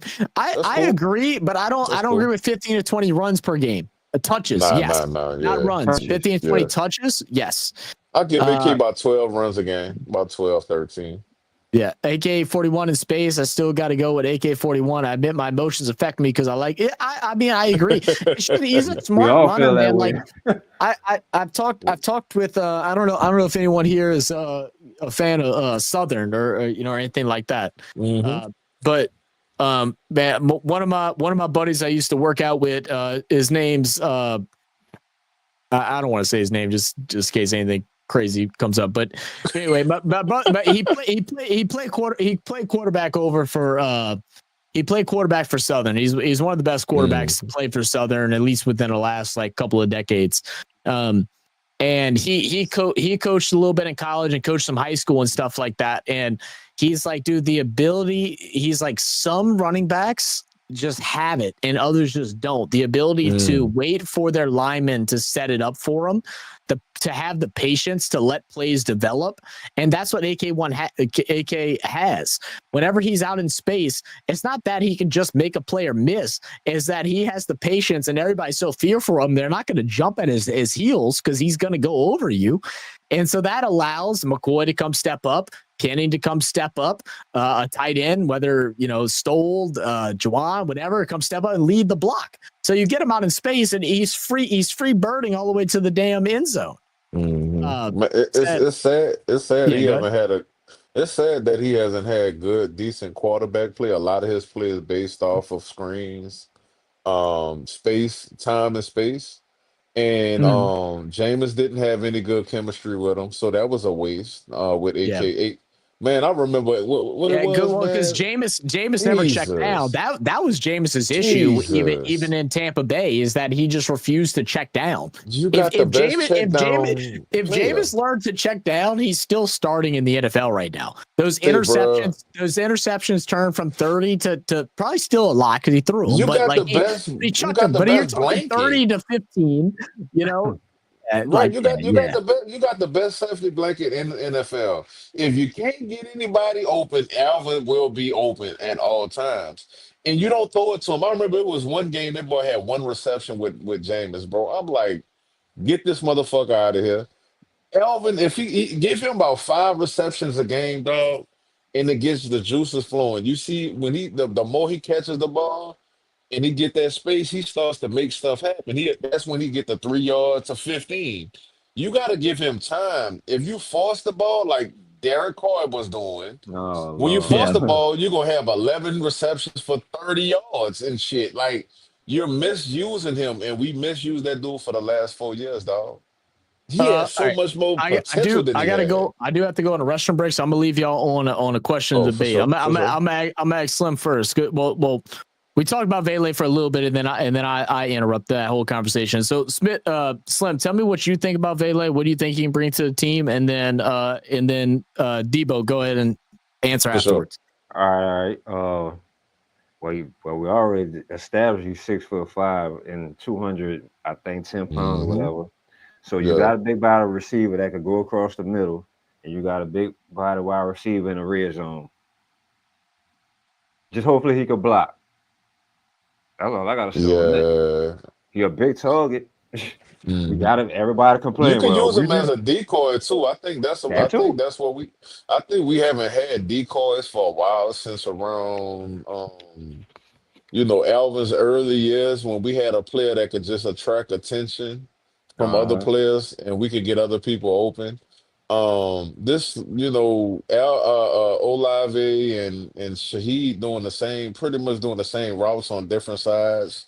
We got to open up this offense, dog, because everybody's keying in on AK. They wait, man. Listen, if you're an opposing defense, if you're going against the Saints, let's say I'm gonna give us a pool team. We the damn Browns, okay? We the Browns, and you got to go against the Saints. So what you gonna make the Saints do on offense to win that game? You're gonna make Spencer Rattler throw the ball like 25, 30 times a game. You're gonna make Alvin Kamara have to run the ball, not catch it, and you're gonna force Rattler to make short throws. And that's why I say what's his name? Vidal. What's his name, bro? Valette. I hope we could use him like as a good decoy in times to distract the defense, because him being so big is going to attract attention to people. Get him over the middle, and I think from what I heard, he is also a deep threat. Even though he's big, he can he can catch deep balls. So hopefully he can just open up another dimension in this offense, bro. Because that Olave and Shaheed shit, that ain't cutting it, bro.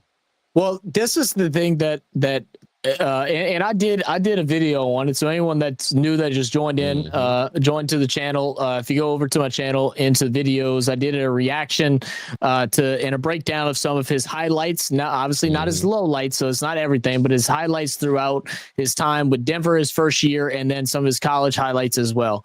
Okay. And dude, the thing, it's not just about having a big body receiver. It's exactly what you said. It's about changing the playbook up.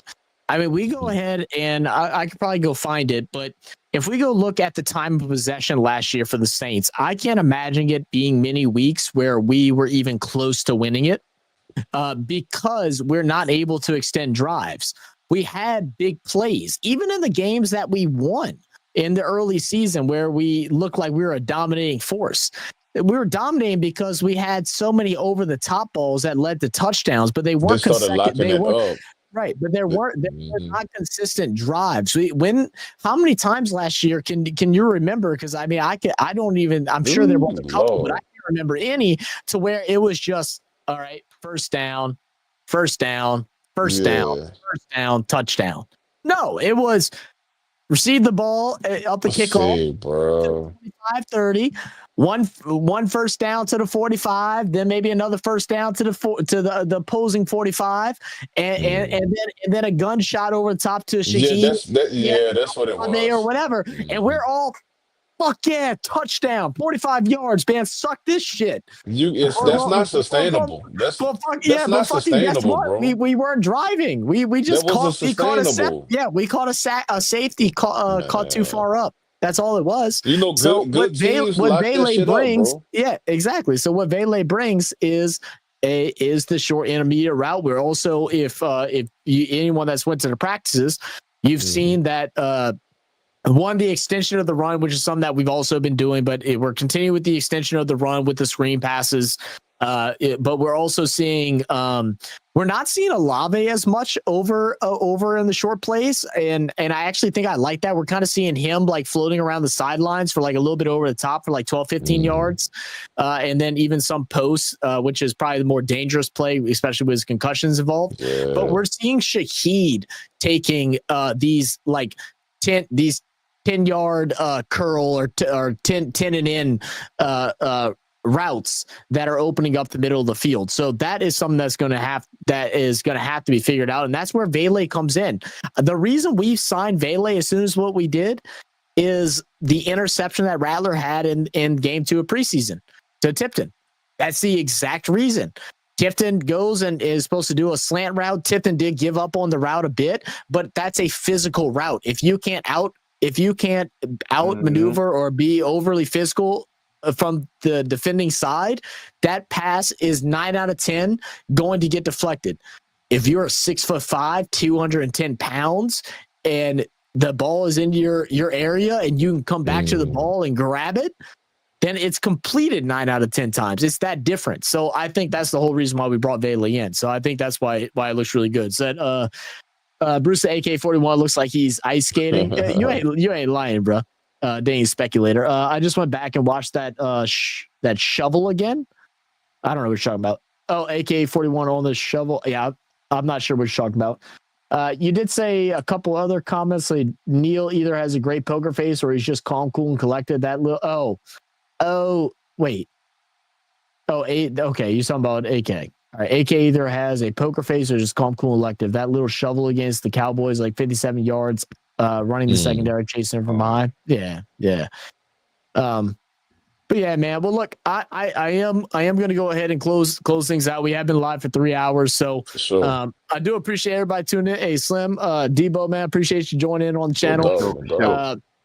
Like I've been saying to everybody, I don't know when the next live stream will be. I'll probably have some edited videos coming out this weekend. We'll probably do 2 live streams, maybe 3 live streams next week as we're getting ready for week 1. And then we'll be live for week 1 for the Saints season against the Arizona Cardinals. I'm telling you here first, I think we can beat the Cardinals. If we can restrict Kyler Murray, we can beat him. Stop the scrambling quarterback, Ron. I'm gonna tell y'all a secret never. But Marvin Harrison is ass. Hey, and I'm saying that right now. Jalen Hurts, Lamar Jackson, Jaden Daniels, that's automatic L's. If anytime they on our schedule, that's automatic L's. We can play them to the last second. Them boys gonna run a touchdown. Kellen Moore, whatever you do on God's green earth, please don't do tush pushes with Rattler because he ain't gonna make it. No. Thanks, man. Well, look, Slim, give me your closing words for the week, man. Any closing words before we get out here? Yeah, man. Congrats on your show, brother. Glad Hey, I'm glad you found me. I meant to message you and I forgot. I'm glad you found it. It's all good, brother. I found it. It was meant to be. So nice to meet you, Debo. Man, let's just get through this thing healthy. That time, man, look, it's crazy. Who that's? It's crazy, y'all. That time flew just that quick. It's about to be the regular season, y'all. Let's get pumped up and ready. I'm not hearing no negative noise because there's a lot of negative noise out there about them Saints.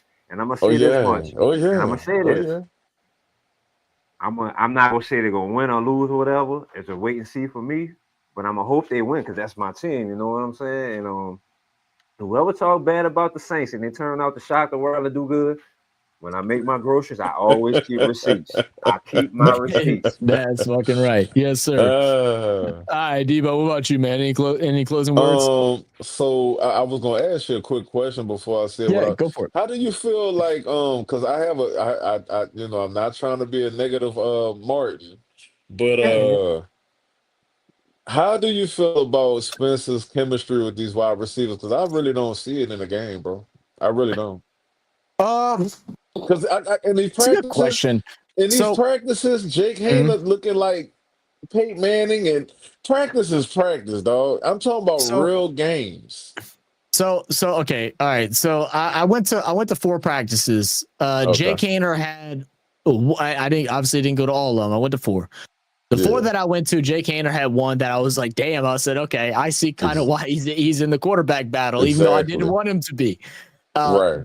But I will say Rattler, I think, has a definitely a big connection with Olave. I think Olave is in his head a little bit right now. And I hope he gets out of it.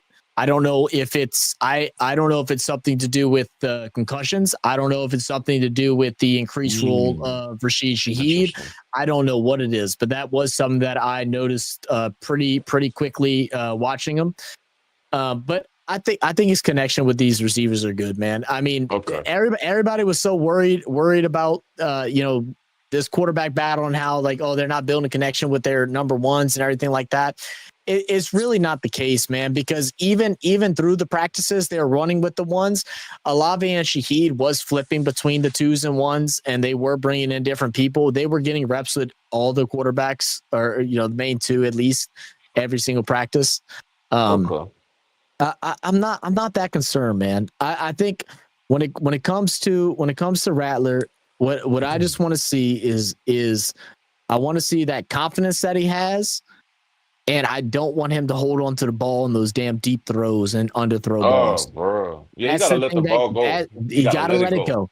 If you think he's there, throw it when you think he's there. Don't wait until he's free. I think he tries to be. See, if you ever notice his conversations, a lot of it is to not make turnovers. And when you are gun shy, you cause turnovers. If you notice that. Yep.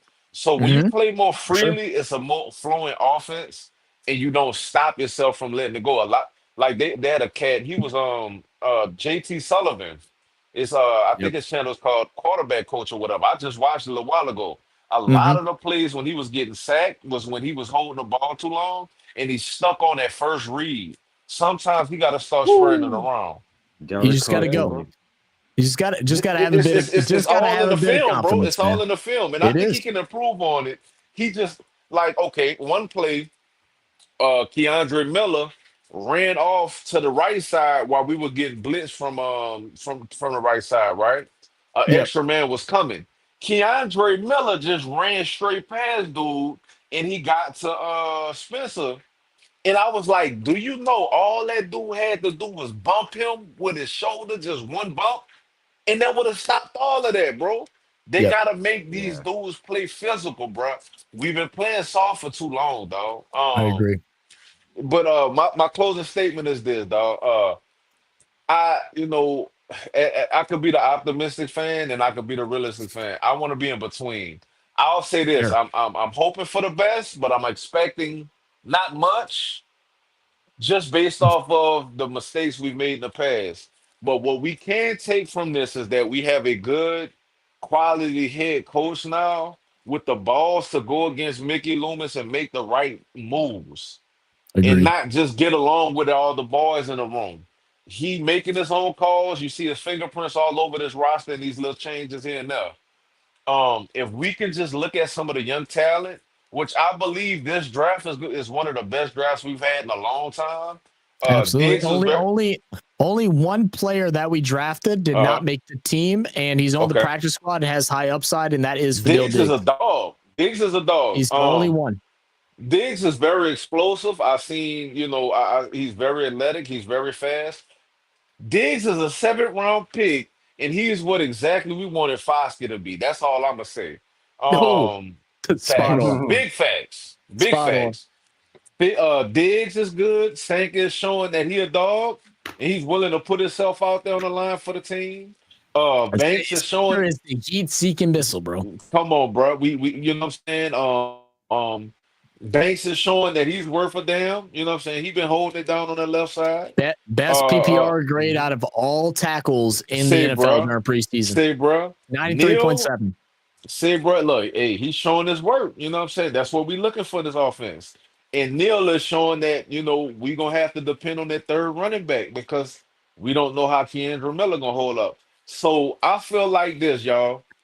If we're going to take anything good from the season, bro, let's build on these young players and play them, let them develop. So next year, when a lot of these older players like Cam Jordan, DeAndre Davis, and a lot of these other cats, Demario Davis, when a lot of these cats are off the books, we can actually have some young talent to start playing with.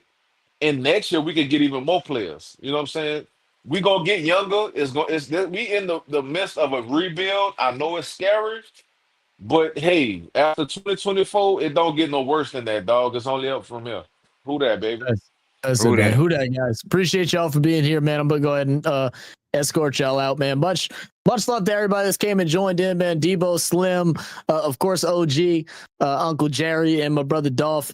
These are my closing statements just to capitalize on some of the things that they have said, man.